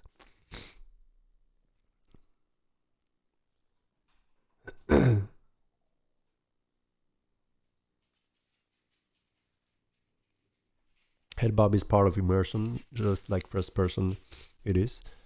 If people can choose to play without head bob or third person, they will have will for an advantage. Keep locked and the same for all. I agree. Third person is a no-brainer. That completely changed the whole game rules and experience. Fully agree. And I agree that it breaks a little immersiveness, and it looks worse when people spread videos where you are completely stiff floating around. Kind of like when you scroll into first person in World of Warcraft. That game is not built to be first person. You're just a floating camera, and that's also why it feels so bad and looks ugly. It's meant and designed to be third person, right?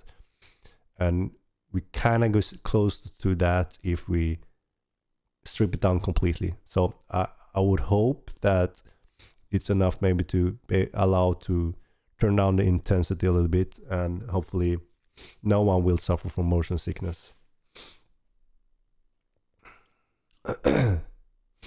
Spread course. Yeah, it's a complicated thing making these type of games. There's so many things, components in the game that obviously needs to be calculated on these different CPUs, cores, GPU, memory, hard drive. You know, there's a line of there's always obviously a bottleneck somewhere, and our game and most games using Unreal is usually often bound by the CPU, obviously depending on what type of game a lot as well.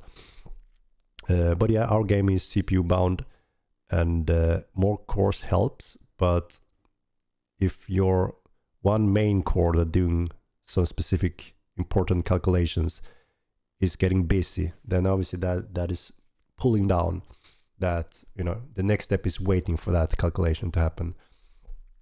You know, when Epic Games managed to do more multi-threading in a clever way now, when we're getting into more and more cores over the years and be able to spread them out, you know, that's great for us, and it's great for the game. We can have more load over different threads, but a lot of this is obviously tied to the core engine. We can only do so much and utilize their suggestions on how how to properly optimize the game. But things gets complicated when you build a true sandbox MMORPG in large scale like Mortal Online, where so many things can be collected and put in one place, which you can't in a single player game. That you always have the cost roof cap on most games, but Mortal Online is one of those games that you can decide to bring all different gear, all different animals, and be on one and same location, and that's gonna put a strain on a computer no matter what, sooner or later. So it's one of the big challenges when we build this complex game. We learn a ton and we gone extremely far, especially since the first game. And I'm so happy that, you know, we have these core guys from the first game that gain all this experience and are really pure magicians today, I would say, that managed to give us this type of performance in this insanely good looking game. And I hope you guys agree and see that having a large scale with 300-400 players on the screen and still having doable FPS in this type of level of graphic levels and having them rendering so far in this beautiful world. I can't name one game that managed to do that this good at this point in time. So I'm super proud of the team and what we managed to create this far. And we're not done yet when it comes to optimizing some of these systems, but we are far enough to hold the lead, I would say, without, you know, being too unbiased. Just reducing head bob even a bit helps when you have motion sickness. Just Lightning, do you suffer from motion sickness? So you can speak for your own experience. What I feel about adding a function where you can turn away from a mob and hold down the key Alt for allow you to head turn. Yeah, that is kind of what you're getting with VR, right? You're running in this direction and then you do this to look behind you. And yeah, I think that is almost required when we add a VR, because else you will have that function and you can't without it. So, and I think it fits and can work. So we just need the time. We don't have the time right now for that. MMO-wise, Mortal 2 looks best out there. And not only look the best, I would say, you know, runs amazingly good. I'm sure you tried many of the new MMOs today, and when you have only 50 persons on the screen, your computer is dying. You can add a few hundreds in Mortal Online, and your computer is not dying if you have a decent computer. We have a solid base performance, no doubt. Yes, I do. I have balance sickness. So you guys think that just reducing the intensity helps a lot when you suffer from motion sickness. Maybe then that's something we can look into adding. We will get housing before release. Yes, it's on a roadmap. If you take a look on the roadmap, you're gonna see what you're getting before release. Housing is actually getting closer and closer. We are looking at, or the hell do I have this roadmap here? Housing is end of November, so we're getting there, very close. We're working very hard now to getting those components in place and making sure it works.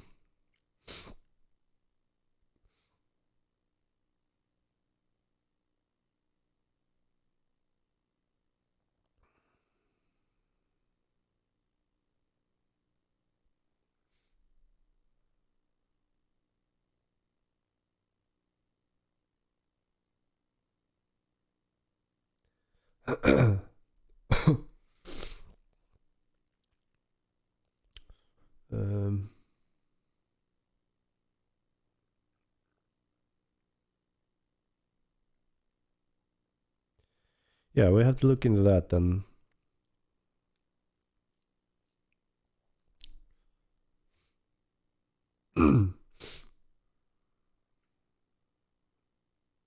Yeah, of course. I have no clue how many suffers from motion sickness when playing a game like Mortal Online with some movement. I have no clue how many, but of course, if that's a decent percentage, we want to make sure that most of them can enjoy it, and if we can just reduce it a little bit to help, maybe that's a good option in between. But yeah, I wonder if it comes down to the head wobbling or not. I also know some people that struggle playing first-person games simply, but there are not too many, and the new generation of players today usually don't suffer closely as much as the little older generation. Nope, your small team is surpassing much larger teams with undoubtedly much bigger budgets. You're making them look bad. Poking Mortal, yeah, it's interesting.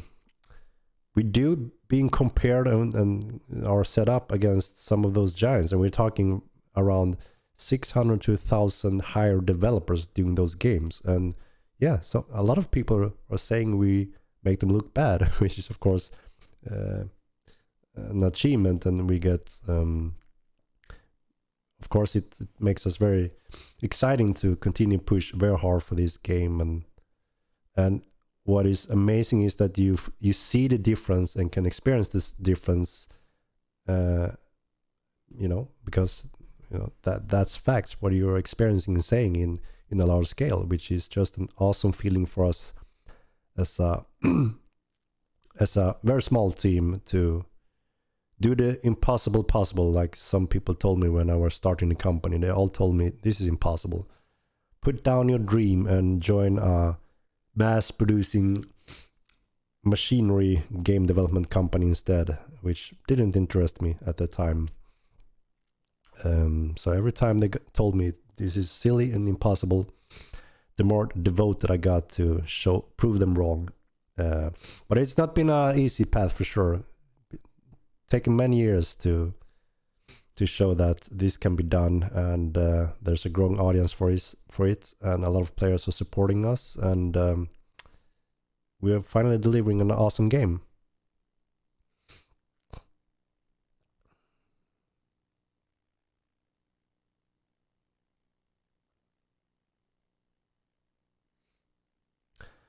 Is there going to be crouch system with Thievery on launch? Thievery won't be in on launch day. It will come shortly after. Crouching, we don't have a time frame on that yet, but we're looking to add crouching. Feel like if you add a reduced head bob slide, everyone is going to do it. Yeah, I agree. I think that if something makes something easier, people will most likely use it. So, in this case, I hope that we can adjust it to still look nice, but hopefully not cause too much motion sickness. I don't know if it's doable.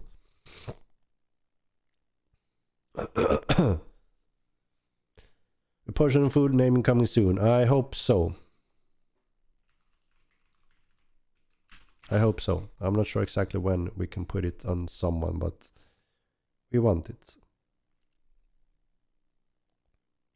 When we add spaces to guild names and item names. Good question. Good question.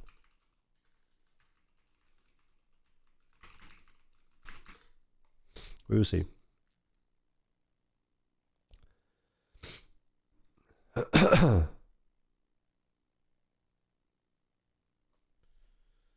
And I just wanted to say, don't worry about the people that complain on the forums, Discord stream.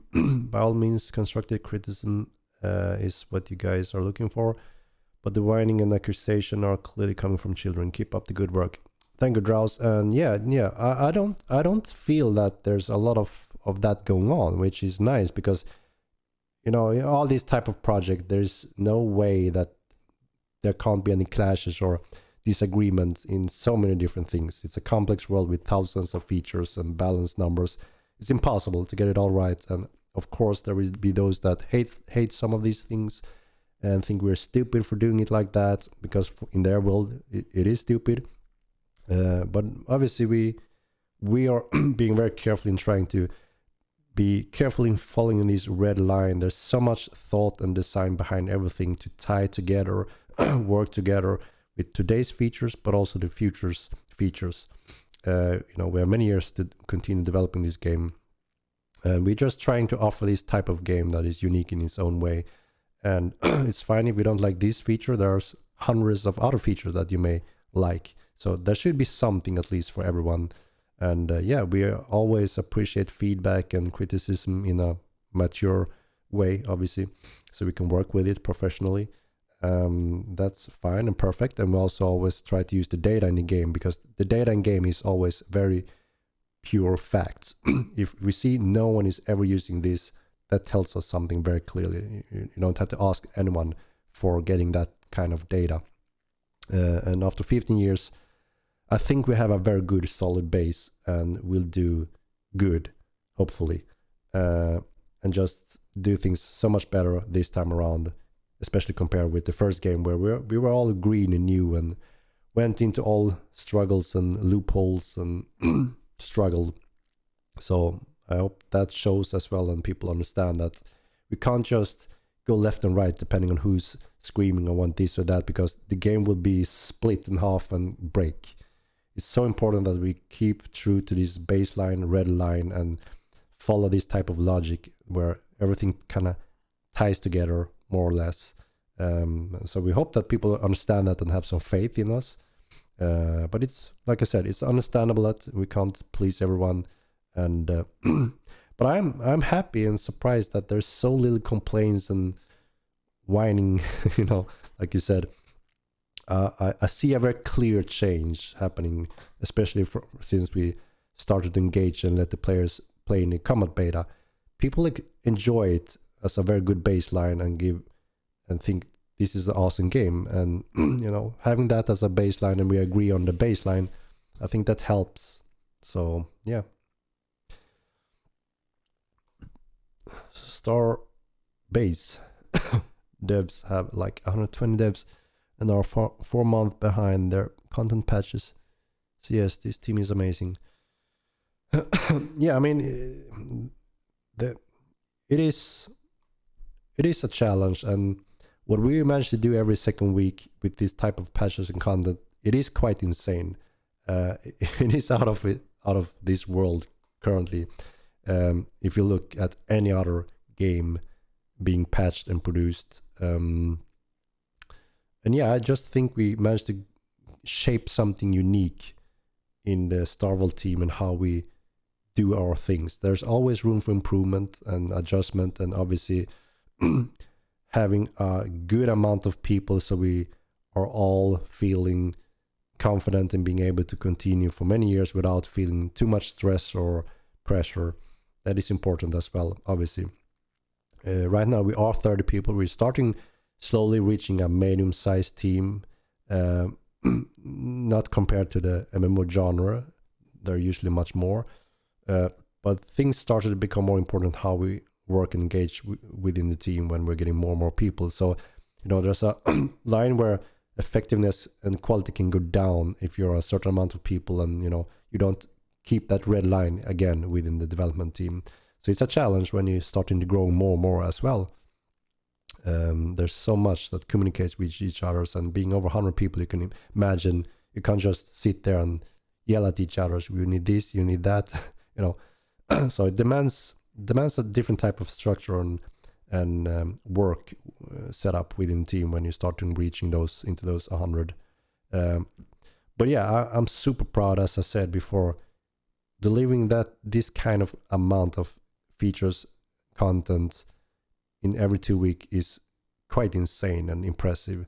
So I'm super happy and proud, and I'm also happy that you see and acknowledge that, and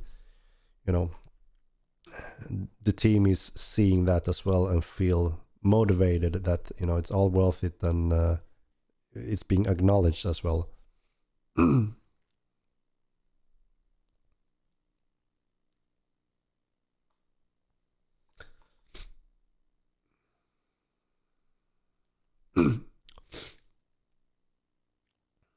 I'm falling behind again here, guys.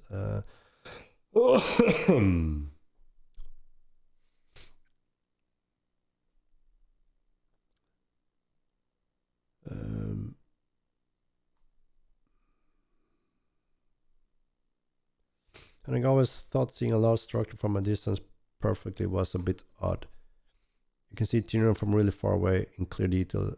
There should be more of a blur at certain distances.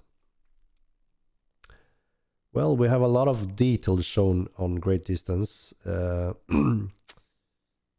We use LODs, obviously, on great distances, so you don't calculate render all those polygons, so the performance is still good. I guess it's a positive luxury problem. If it would kill your performance, that's when we have to spend our time there. But if the performance is all right and it's too much details, I see that as a positive problem, right? We may revisit that later on, but not right now.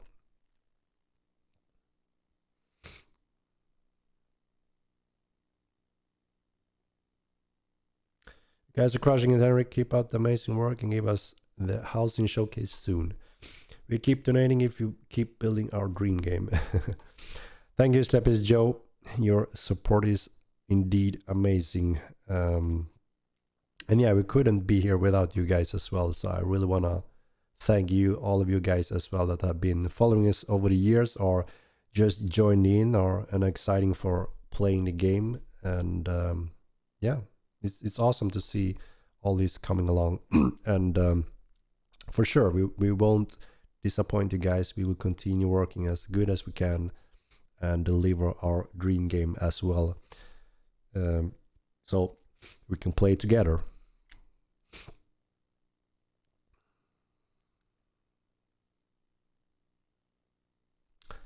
I say like 95% of the community love the game. Even the people who trash it all the time are still the ones logging in daily, playing more than anyone. You're quite accurate. There are those that loves to shout loud, but at the same time they seem to care and be very passionate about the game and play it very frequently. It's natural. I mean, it's for sure we will have all of those types, those that are silent and never speaks, that loves playing the game, and those that loves to engage in forums, Discord, and loudly doing so. We are all different. 9% of my guild and friends love the game but are waiting for launch. Yeah, there's no doubt that absolute majority are simply waiting on launch for many good reasons and understandable ones. That is why we're so happy still that we have a very solid, frequent players in the beta still. Inskug, thank you for a subscription. Because it's so helpful. But yeah, it's understandable. Some people want to keep some things fresh, don't want to spoil things, explore too much, or you know, getting little at a time, or I guess patch at a time. They want to get it all on release day, but don't feel that you may ruin some of that, even though if you're a beta player right now, because we know that and plan for that. We want everyone, including the beta players, to feel, holy shit, now we're on live. All of this stuff is going on that, you know, you didn't know about or haven't tested in the beta. That's why also we did this on roadmap, the golden unlock parts, to show that there's a lot of things going on. When we go live, we just enable them. So it should be exciting for those that play frequently today as well, on every patch on a daily basis. But yeah, again, understandable that you know, things are not persistent, nothing is saving. So many want to save that gaming hours again when it goes live and really matters. It's fully understandable.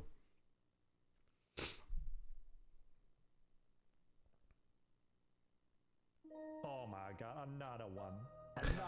Stain, thank you for the subscription. Do we have a lot of Swedes here now? Sounds like Swedes. You said Mentalism Magic will have Blink and Levitate. How much far after Persistent do you expect it be before we get the new School of Magic? Right now we only have like one dedicated coder per school, so it's one at a time. But plans and hopes are we can slowly expand those developers as well to be covering more than one school at a time. That will be lovely, right? To get 2 schools in one go. Hopefully that can be done. That's what we're hoping for, at least. So that will speed things up when it comes to delivering magic schools. But other than that, right now, I can't say for sure exactly when that school will arrive. So we have Necromancy as the 3rd voted one, which we first need to finish, of course, which will take some time. And then the question is, it looks like Staff Magic is the 4th school most wanted one. I don't know if that's still the case. But yeah, Mentalism have some cool spells now that people are getting more aware of. That holy shit, that's true. That can give mages a whole new gaming park. Like, you know, you've seen the Tyrannic lictors, they can blink. They obviously, you will be able to use these to reach an enemy or flee from an enemy. Quite effective, making a mage more versatile on the field, because usually you're weaker, right, as a mage, light armor. That means you need to be versatile and move away very quickly. Blink is perfect for that, right? And then, of course, there are some spells that also make you tougher and can stand more of those melee hits. So there will be more options for sure. But I can't say right now when that is. We take 1 school at a time, with current team setup. If we get more coders, we may be covering 2 schools at a time.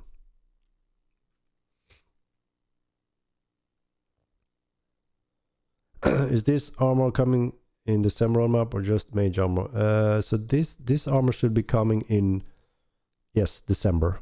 And then we have another one when we release. Another one, right?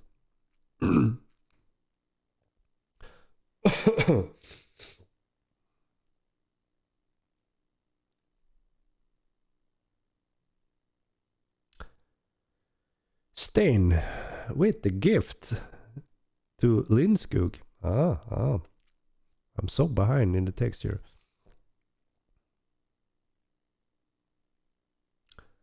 Let me jump ahead a little bit. I have like 2 hours in Mortal Online 2. Surajin. So quite new then, quite new. I hope you enjoyed so far in the beta. 2-hour cape, baby. Yeah, we will see. We have a few plans for capes, actually.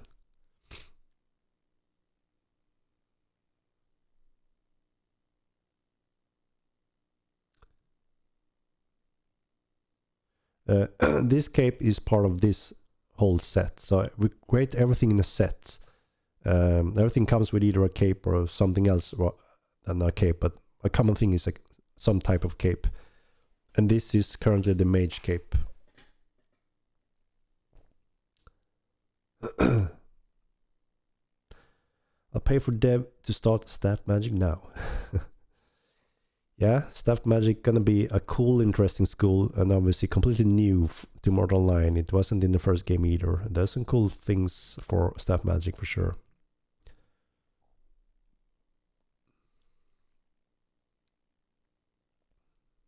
You will be able to become Gandalf style, wielding that staff.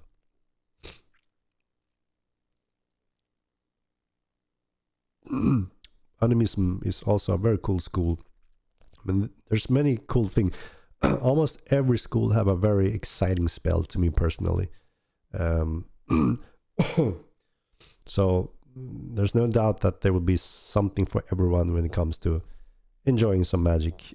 I used to be a heavy mage player back in the days, so I have a high passion to deliver a lot of cool magical stuff. But we need time, guys, to make it good.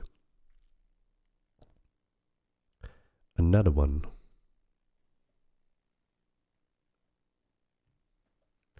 Another one. I'm not new, Lel. You're not new, but you only played 2 hours. But are you a veteran from old Mortal Online 1? I recognize your name a little bit, but I'm not sure.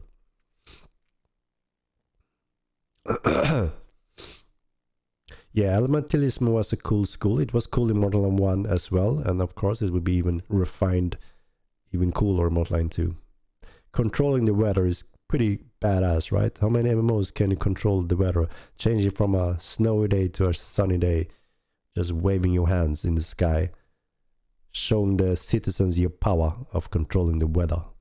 Pretty cool, right?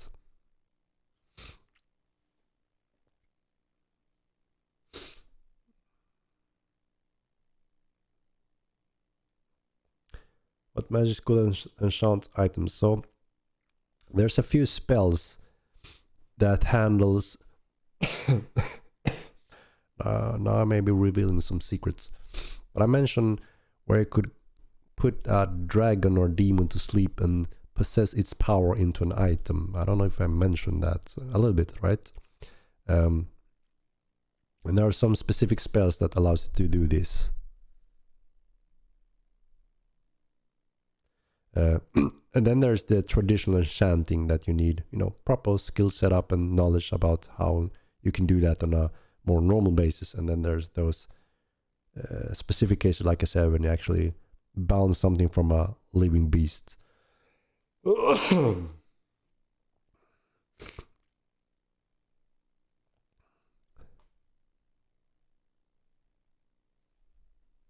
Speaking of weather, have there been any other headway in improving the overhead clouds and whatnot? So we are working on environment effects now. Yes, we have water and all the weather effects that we're gonna work over and refine and make them as good as possible. And then we need some coding input to synchronize the system correctly. The last part is on the bonus list as soon as those coders are finished with their requirements. No timeline for Jubilee yet.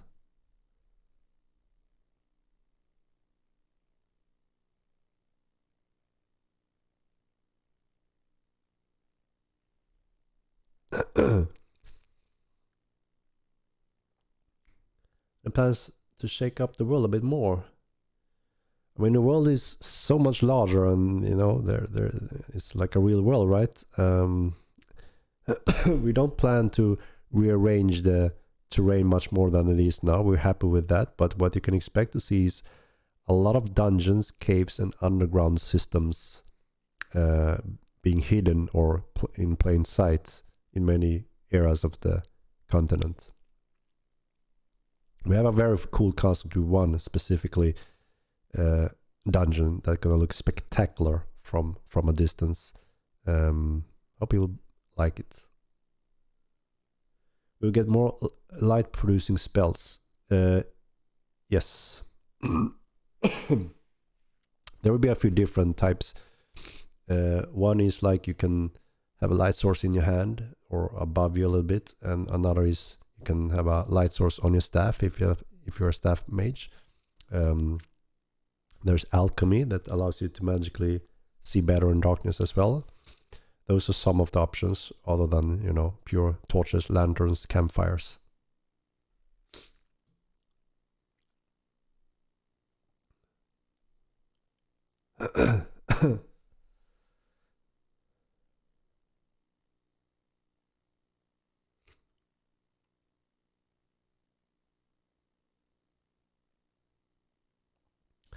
We get another lore stream from you and Mats. We will see if we can find the time for it. Mats is quite busy with a few things for us already, you know, both lore, race information, and doing some special work right now as well, actually. But we will see. Like I said before, I'm open to arrange multiple dev or community streams in the future as well to engage with you guys in different ways. We just need to make it work time-wise with when it comes to developers. It's not everyone that can, you know, pull out these hours on the nights after hours when they worked so hard in developing the game as well. So we will see. Which spells will be able to cast and move or turn on horseback and cast? I don't know exactly which one. I have to go through some documents to see which schools are allowing you to use your feats while you cast a spell. There will be a few ones for sure.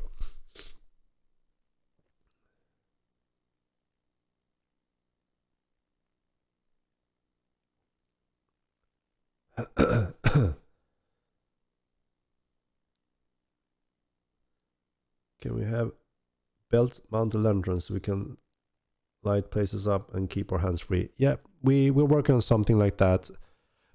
But again, all of a sudden you will have many options to get light sources. So over time, there will be so many different options. One may using a lantern in a belt, like you said. We have plans for that.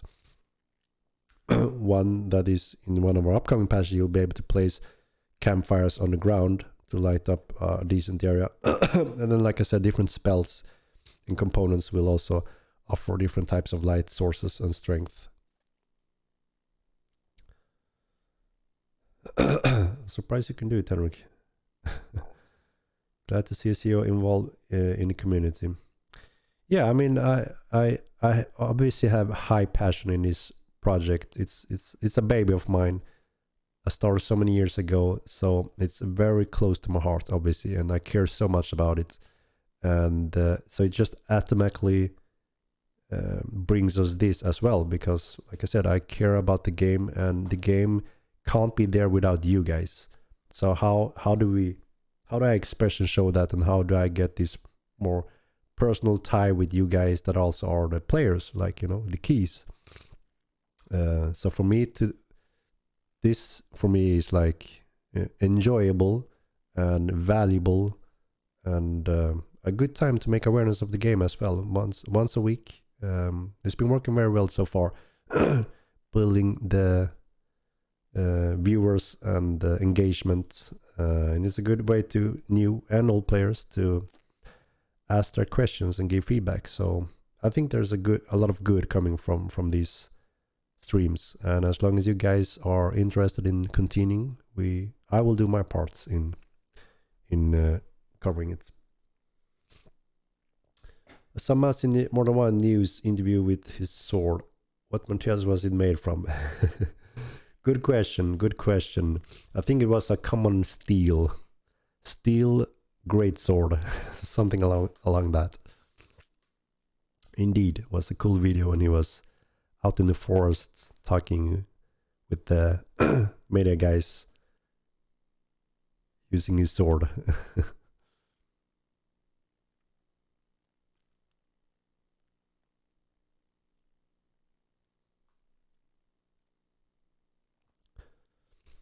Yeah, there will be some small but important adjustment on both ecumenical spells and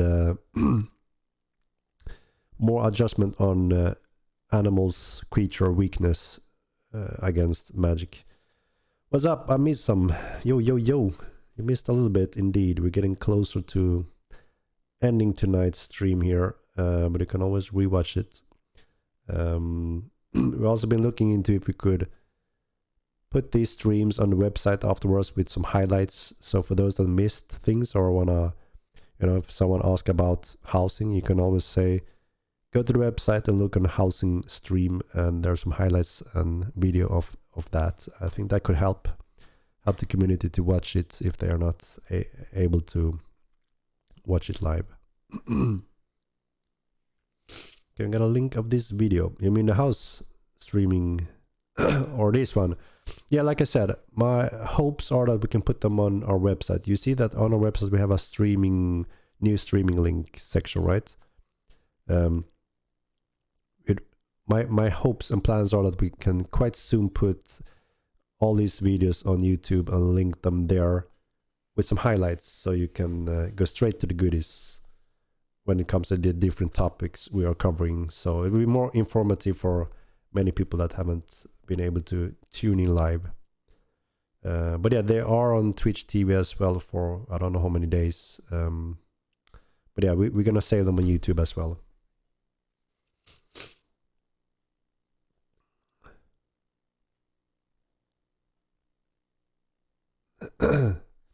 But we see you streaming 10 years from now. Uton, I hope so too, actually. That means things are moving well ahead, hopefully. That would be nice.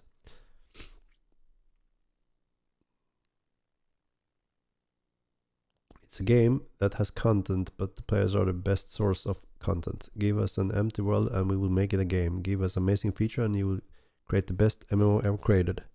Yeah, it's a good concept of the being a true sandbox game, and that's what we believe in. And just running Mortal 9 for so many years show that concept working very well.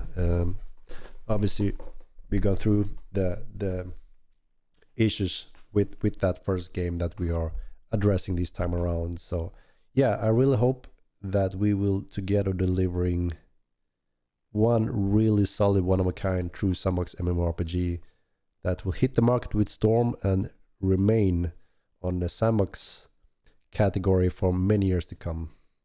I mean, if you only saw the design and plans I have for the future, bam, it's a done deal. And I can't wait to take those steps as well over the years. There's some groundbreaking stuff along the way for sure. We just need to reach there.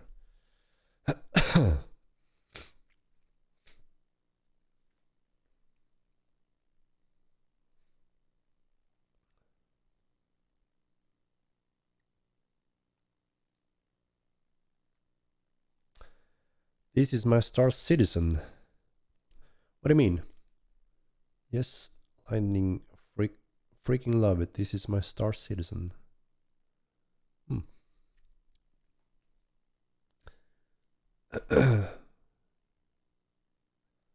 Housing that you show looks good. Yeah, the housing looks very good, and just like some guys confirmed when I showed the stronghold visuals are not fully finished. They will look just as good as the houses when we're done with them. Link Wolfside's videos is basically everyone's go-to stream highlight info. Yeah, it's been doing an amazing job. And we have these videos that they are automatically saved that I'm doing right now, and I think it will be valuable to make more use of them, right? So more people can have the chance to find them and see them when we discuss like this. So I think it would be an effective way to put these videos for everyone to see on the website as well. How aggressive will you get with marketing? Do you have examples you have to reach the masses? We have a lot of plans, and we have already been working quite a bit on the marketing steps, and you're gonna soon see us entering something we will most likely call the release phase. there's so much more to it than just now it's the 25th we released, right? There's a lot of things going on, a lot of planning from before to the 25th and obviously after as well. So I call the last period of time now up to release like it's the release phase, right? And that means building awareness of the game, refining everything on the website when it comes to getting game access information, making awareness, like I said, spreading the message, not only in our community, but also in other communities. We are discussing with various companies that are leading in terms of marketing games and games like this, and that cover everything from all the different networks, influencers, and so forth. So we have a lot of things we're going through right now to make sure that we get a good coverage of our game and announce it and show it as for what it is and will continue be. So players are at least as aware as possible to what to expect and so on as well. I think that can help us so that this is not just the typical New World of Warcraft game. But it's not only, there's been this small misconception I noticed when some new people that doesn't know what Borderline is, but was suggested, try it, stream it. And they say, I heard this is a online PvP game. And when I hear that label on Borderline, I get a little sad because it's so much more than an online PvP game. PvP in Mortline is a huge part, and we're very far in it, right? A lot of PvP players love Mortline because we have exciting PvP components. But there's so much more, right, that we spend so much time into as well, like all crafting, the whole world, the beautiful world, all the detail in all the characters and building those characters. We're expanding on the AI, the PvE interactions, amazing dungeon. We are just killing it, producing content in that area currently. And all these hundreds of features that just makes a exciting game, from taming, alchemy, fishing, cooking, butchering, exploring. There's a lot going on, right? And so, I would prefer to hear that, I heard this game, Mortline 2, is a cool, true sandbox MMORPG, large scale, one world only. That will feel great to hear, because then it resembles it a little bit better, I think. Because there's an audience that think, okay, so it's a deathmatch online game. Maybe not for me, because I enjoy exploring, I enjoy crafting, I enjoy trading. Oh, all of a sudden you described Mortal Online 2. Oh, I didn't know you could do that. You see what I'm getting at, right? I want to make sure that description of Mortal Online gets out there in a good way. And I know that there's so many players that can enjoy all these different aspects of the game. That's the beauty of it as well. It's a true sandbox. Hell yeah, brother. Can't wait for fishing. Caps, what up? Yeah, fishing is really cool. Like I said, I'm also very much looking forward to that. And when we release fishing, let's have a fishing contest, right? Those are the things you can do in a sandbox game. We don't have to do fighting events all the time. We have fights whenever we want in different forms. We have a lot of that going on as well, for sure. But I like that whatever player interactions, socializing thing you're doing, everything from trading to trying to do a stunt, thievery, to killing, that whole spectrum, it's all about the spectrum. That's what I like. That is one of the beauty of a true sandbox like Mortal Online 2. You can do it all, and if you hate them, go and bash them, try to kill them and take their stuff. You can always do that. What's Henrik? I'm the best fisher. Are you? How good were you in Mortal Online 1, Caps? How good were you? Will you buy the subs through Mortal Online 2 website or Steam? You will be able to buy them on our website. Obviously, we appreciate when people are using a website as well. But like I said, there's always a solid way in buying the game as such on Steam as well. Because we use their services and there's really good content we get in return. But it comes at a cost, for sure. Quite high cost. But we get good in return. But we want to offer everything on our website as well, obviously. as a good option, and that means we can keep a little bit more and put that back on the development. The best spectrum of animal NPCs, please. Okay, we will see, Caps. We will see. On the fishing day, I'm gonna put you up to that challenge. We're gonna have, what do we say, like 30 minutes or an hour for everyone participating. The biggest catch is the winner. I guess that's a good bet. I used to go to the end of Sadoka and fish all night. Always turning my neck, checking the hill. Slayer many turtles. Yeah, you always have to, you know, turn your neck to make sure no one is sneaking up on you when you're standing there relaxing and fishing. I would definitely enter that. Awesome to hear.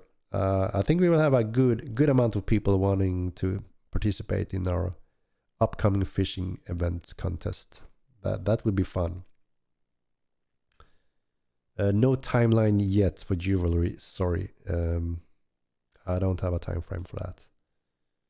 Would GeForce Now be launched together as Persistent or a bit later? It will be on launch day actually. We have prepared GeForce Now. It's all ready. When we go live, you should be able to access it there.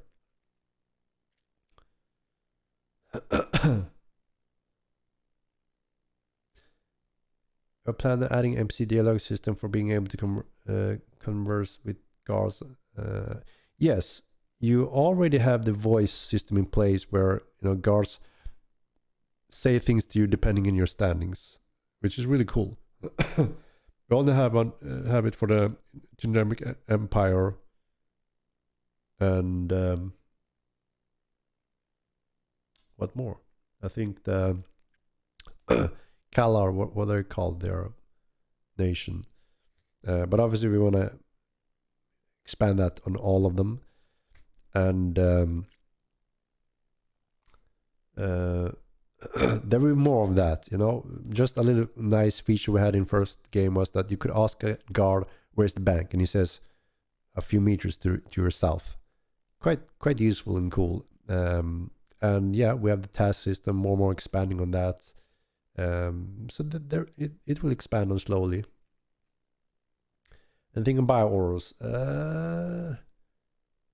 No no update yet, but it's pretty much done. We just need to have the time to push it in one of the patches. Fishing tournament, yes.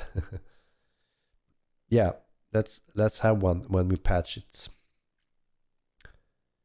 Craftable portable tents to build while waiting for tournament or just camping in a while, and maybe for a safe logout. Yeah, that we already support that system.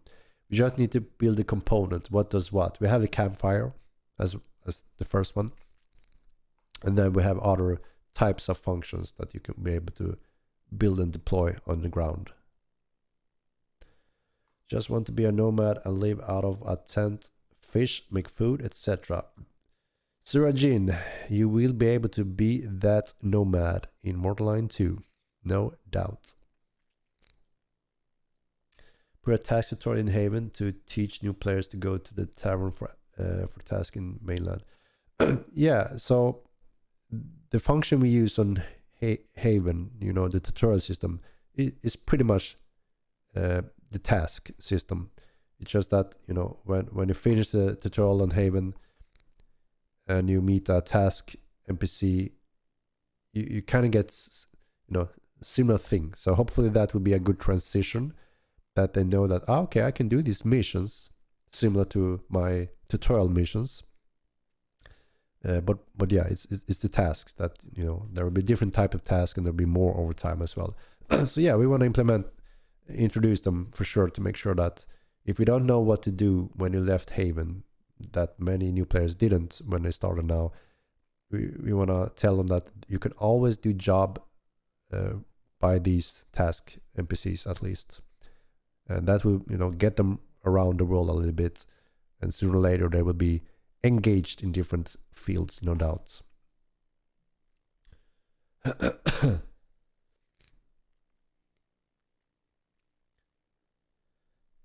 Is taming currently working as you want it? No, the part that doesn't work as intended is there's a confusion and frustration when you have to do 50 tries, an error, no information, no feedback, and you don't know what's going on.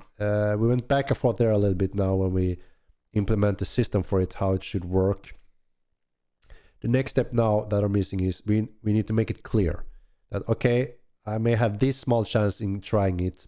It's too small. I'm not gonna try, or I want to try. I want to sit here and try to tame it 50 times. Or you get to the conclusion and knowledge that, okay, here is a good chance. This is the cub. This is the tools. No, I should be able to get it. Pretty much straightforward. That part is missing to make it more, how do you call it? Solid feedback. So you're not clueless guessing and having frustration. That's what we want to move away from a little bit.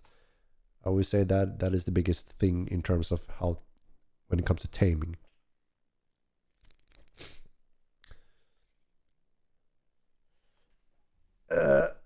Will you get titles for exploring all the continents when they come out? My favorite part of the game is exploration. Merathion, I can tell you that we have a system on my roadmap that says journal, right? And that should be the next patch, if I'm not mistaken. Let me take a look.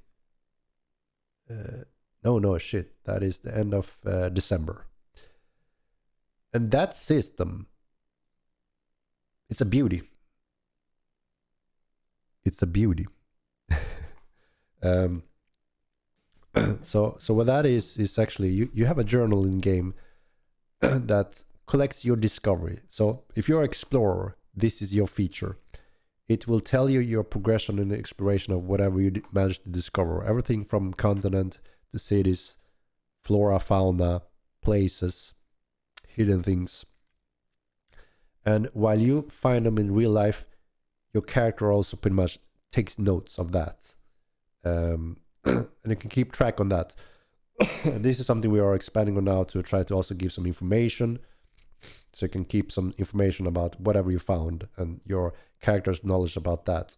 So that also helps you as a player to, okay, my character found this. You are your character. Let's bring up the journal to see what was your discovery.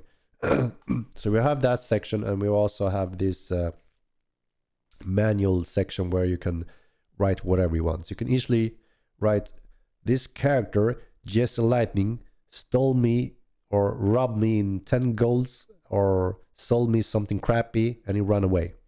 I write his name down, and I'm gonna look for him in the future. So we will have that as well. And yes, what I want to say about this, certain of these discoveries also unlocks titles. So it's a cool, neat little system. And again, for those that doesn't know, what the hell should I do today? Explore the world, discover things, learn things, discover titles, whatever. Really, Henrik? Really? Really? Just an example, just lightning. Just an example. We'll be able to write books. Yes, there will be book writing back again. I don't have a time frame for it right now, but similar system how it was in the first game. You will be able to write your own books with a little bit of better support and tools this time around, and you will be able to publish those books in libraries, just like in the first game. And people can buy those books if they're interested, and you will get a little royalty for those sales. And hopefully you wrote a nice book that entertained the people. And, you know, the better book, the more you will sell. You can become a author, you know.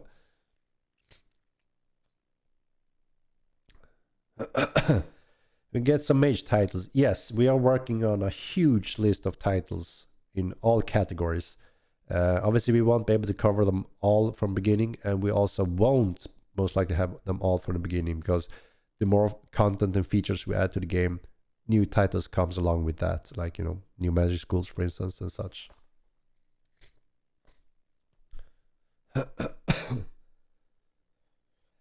When the Mage Tower Mage will Valley open the door, you will see, Stain, you will see, Stain. Will the armadillo be back? I found him in 6 different spots in Mode 1. Have you figured out the secrets of the armadillo? Is the question. Right? Right?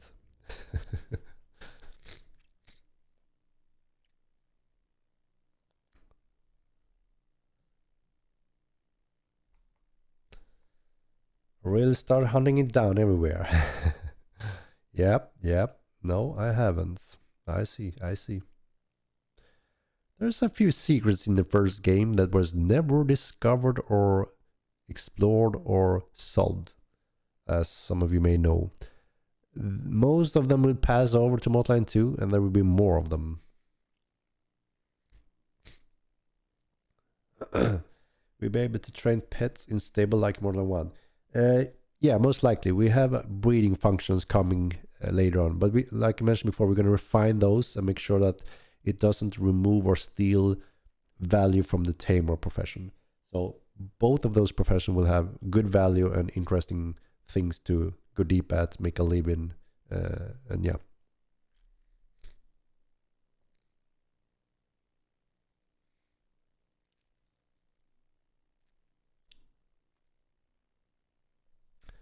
Just like old Tibia had quests that were never sold. Indeed, it's one of the beauties as well with these type of games. You know, you could be the one figure something out that no one else had done before you, and it's up to you to share it or not. Power is knowledge. Knowledge is power in Mortal Online. Would you say Mortal 2 is more stable than New World? I don't know. You have to tell me. What do you say? You can try both of them. They are running into a few issues though that we did in the first game 15 years ago, that obviously we fixed 15 years ago, and it you know, we feel their pain running into those issues now. But again, they're new in their team and producing their first game, so it's understandable that they struggle. It's almost like that picture or gif Dennis sent me that I really thought was spot on. Gonna see if I can find it. Where is it?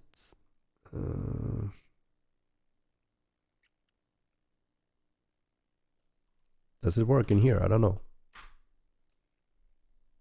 No.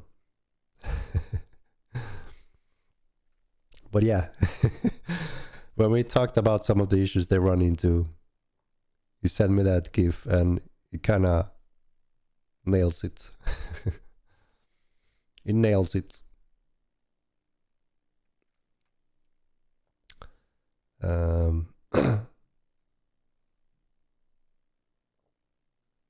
Yeah.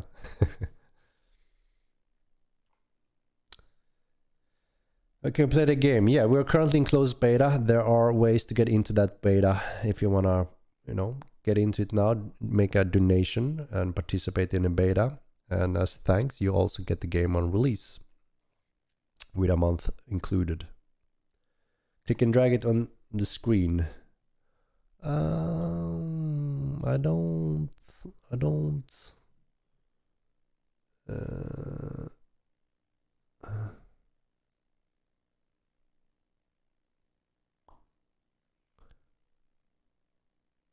Show something new.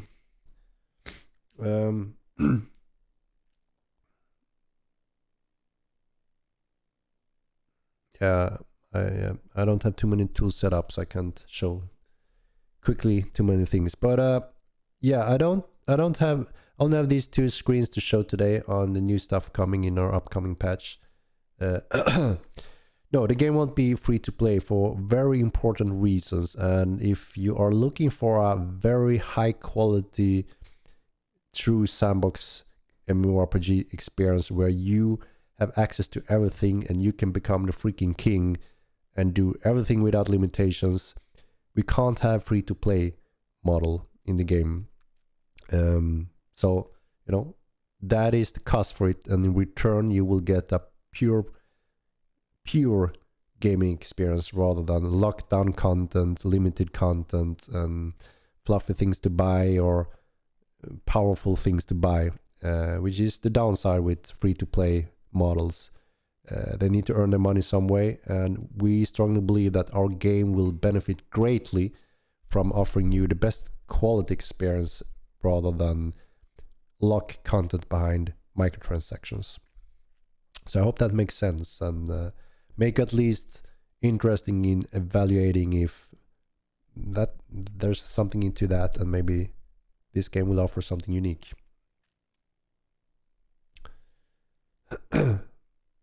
Usually to be competitive in a free-to-play game, you have to pay far more than our $14 subscription each month, which is quite crazy. Those that are in the lead have to pay several hundreds of bucks, which is nuts. But it's a good model and in terms of making money, but the gaming experience goes straight down in many cases, sadly. So we strongly believe in a pure experience rather than sneaking things behind locked microtransaction and having you to feel so tempted and hungry to throw the money to get those things and those edges in the game. You can do cosmetic only. That is a common suggestion, but again, so we have a lot of cool crafting system in Mortal Online, and all of a sudden we're competing within some of our brilliant crafting systems where you as a tailor or crafter can do amazing content. You produce it, you set the market price, and there's a trade, there's a social aspect of the game, and it just feeds the game with high value, high gaming experience, and a beautiful gaming experience that you won't get if you can just buy it, right? You just bypass all of that, from crafting to, from finding, discovering these, learning those, and then offering them to the market and become famous and make money, make a living on it. You bypass all that if you can buy this fluffy thing, and that's it, So again, it sounds at first sight, why not that? Why not cosmetic? Why not free to play?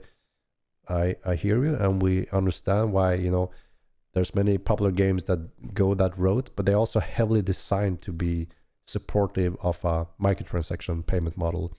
And we think that a game like Mortal Online would be suffering in many ways if we go that road. We tried a lot of that in the first game, and we saw the goods and bads with it, and this time around we decided, with the knowledge and experience we do have, that this time we're going to make the best freaking sandbox MMORPG in the world, and it only costs you $14, that's it, each month, and you have access to everything, including all expansions and everything we produce every second week, which is a lot if you take a look on the roadmap.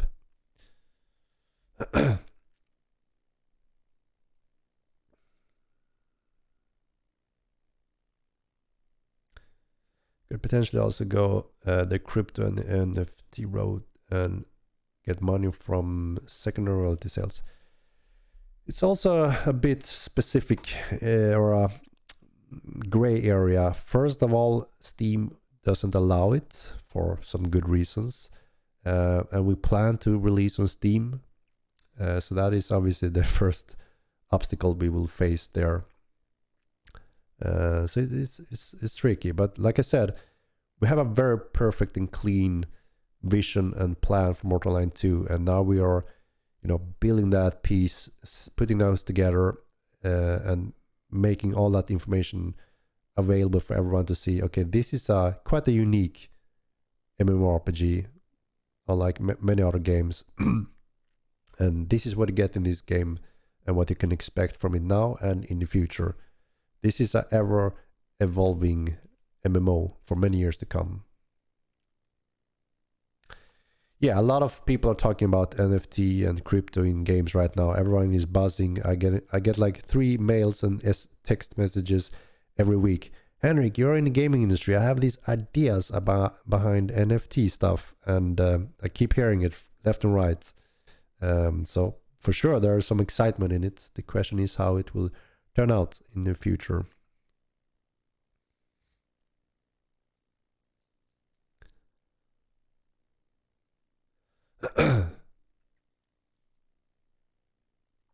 We have done a first step in refining the food effects. Wabajack.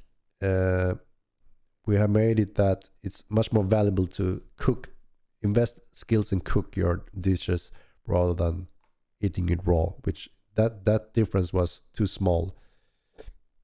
We've taken the first step towards improving that, at least.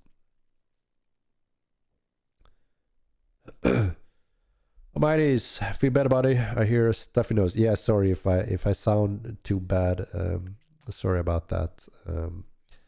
I got a cold, and I was actually going to sign off in a moment here in today's stream. I wanted to do this one though, even though I feel a little sick today.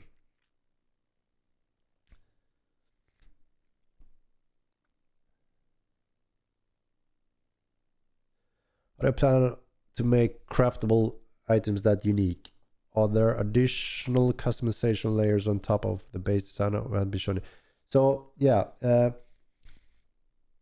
there will be specific components that you can discover in the world. It can be anywhere from very rare difficulty to easy, common, etc. And if you're a Grandmaster Smith, you can use these components when you craft something to create something what that was. If it was a common thing, rare or unique. Then you create that and you can deploy that on any armor piece or any weapon piece. Or some maybe for one only. And that is one of the way for Grandmaster Smith to create unique looking piece of gear. And there will be a lot of them over time. We will start with a decent batch of these components and expand from there on. So you will be able to make something really cool, stands out. That is, you need these components and you need to be a Grandmaster to do it. We're going to be able to put multiple horses on the wagons. That is the plans. That is the plans. Where will these spawn? So these are the Urials that lives in cold, snowy northern areas. You will most likely find them somewhere there.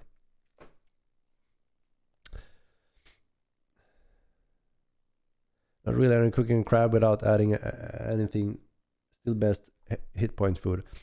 Okay, yeah, there are probably more of the content we need to go through before we have that in a better position, and that's something we're working on.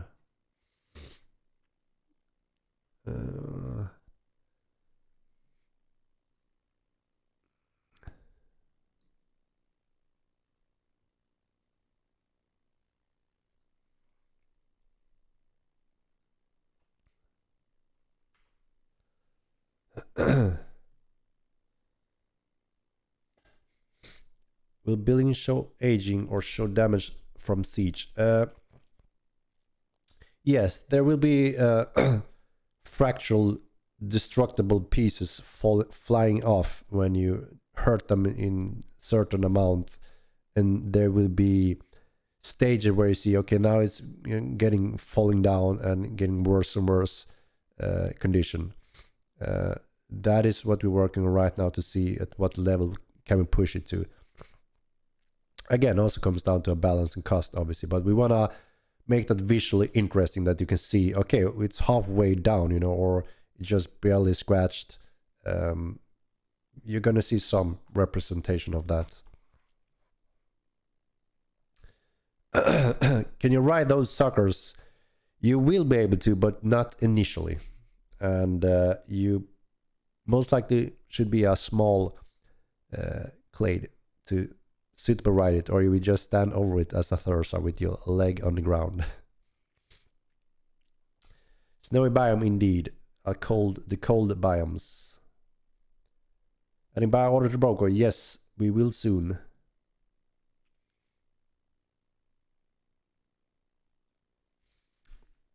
Yeah, thank you for the feedback. If you think some stats is way out of place, like crab stacks too valuable, we appreciate all the feedback on that, because that's also part of the balance we're doing right now, going through to see that there's nothing that really stands out too much. We have a good baseline from the first game. You know, we've been running that for over 10 years, and that is a very solid baseline that we usually start from.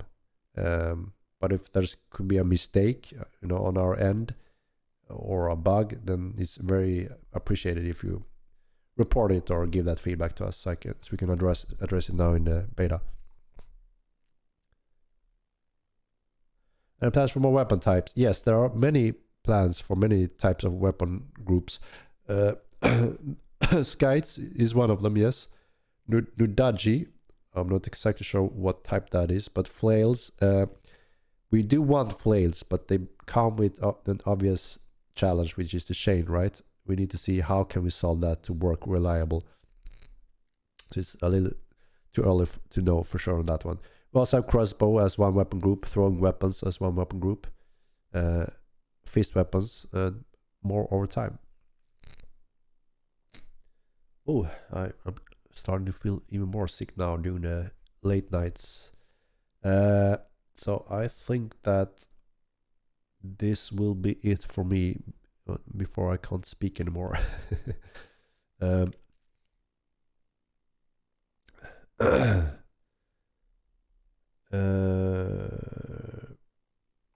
Yeah, but was a good stream, guys, even though I sound a little sick today. But as always, good stream. I managed to show you 2 sneak peeks at least in the upcoming patch. And yeah, I'm gonna get some rest and some sleep so I can get better, because now I'm almost feeling feverish. Yeah, thank you so much, guys, for tuning in today. I appreciate it. It's always a pleasure, obviously, to have a good audience when doing these streams, so we can get good debates and good questions. So I'm gonna do a little raid. I see someone is streaming the game. Let me take a look.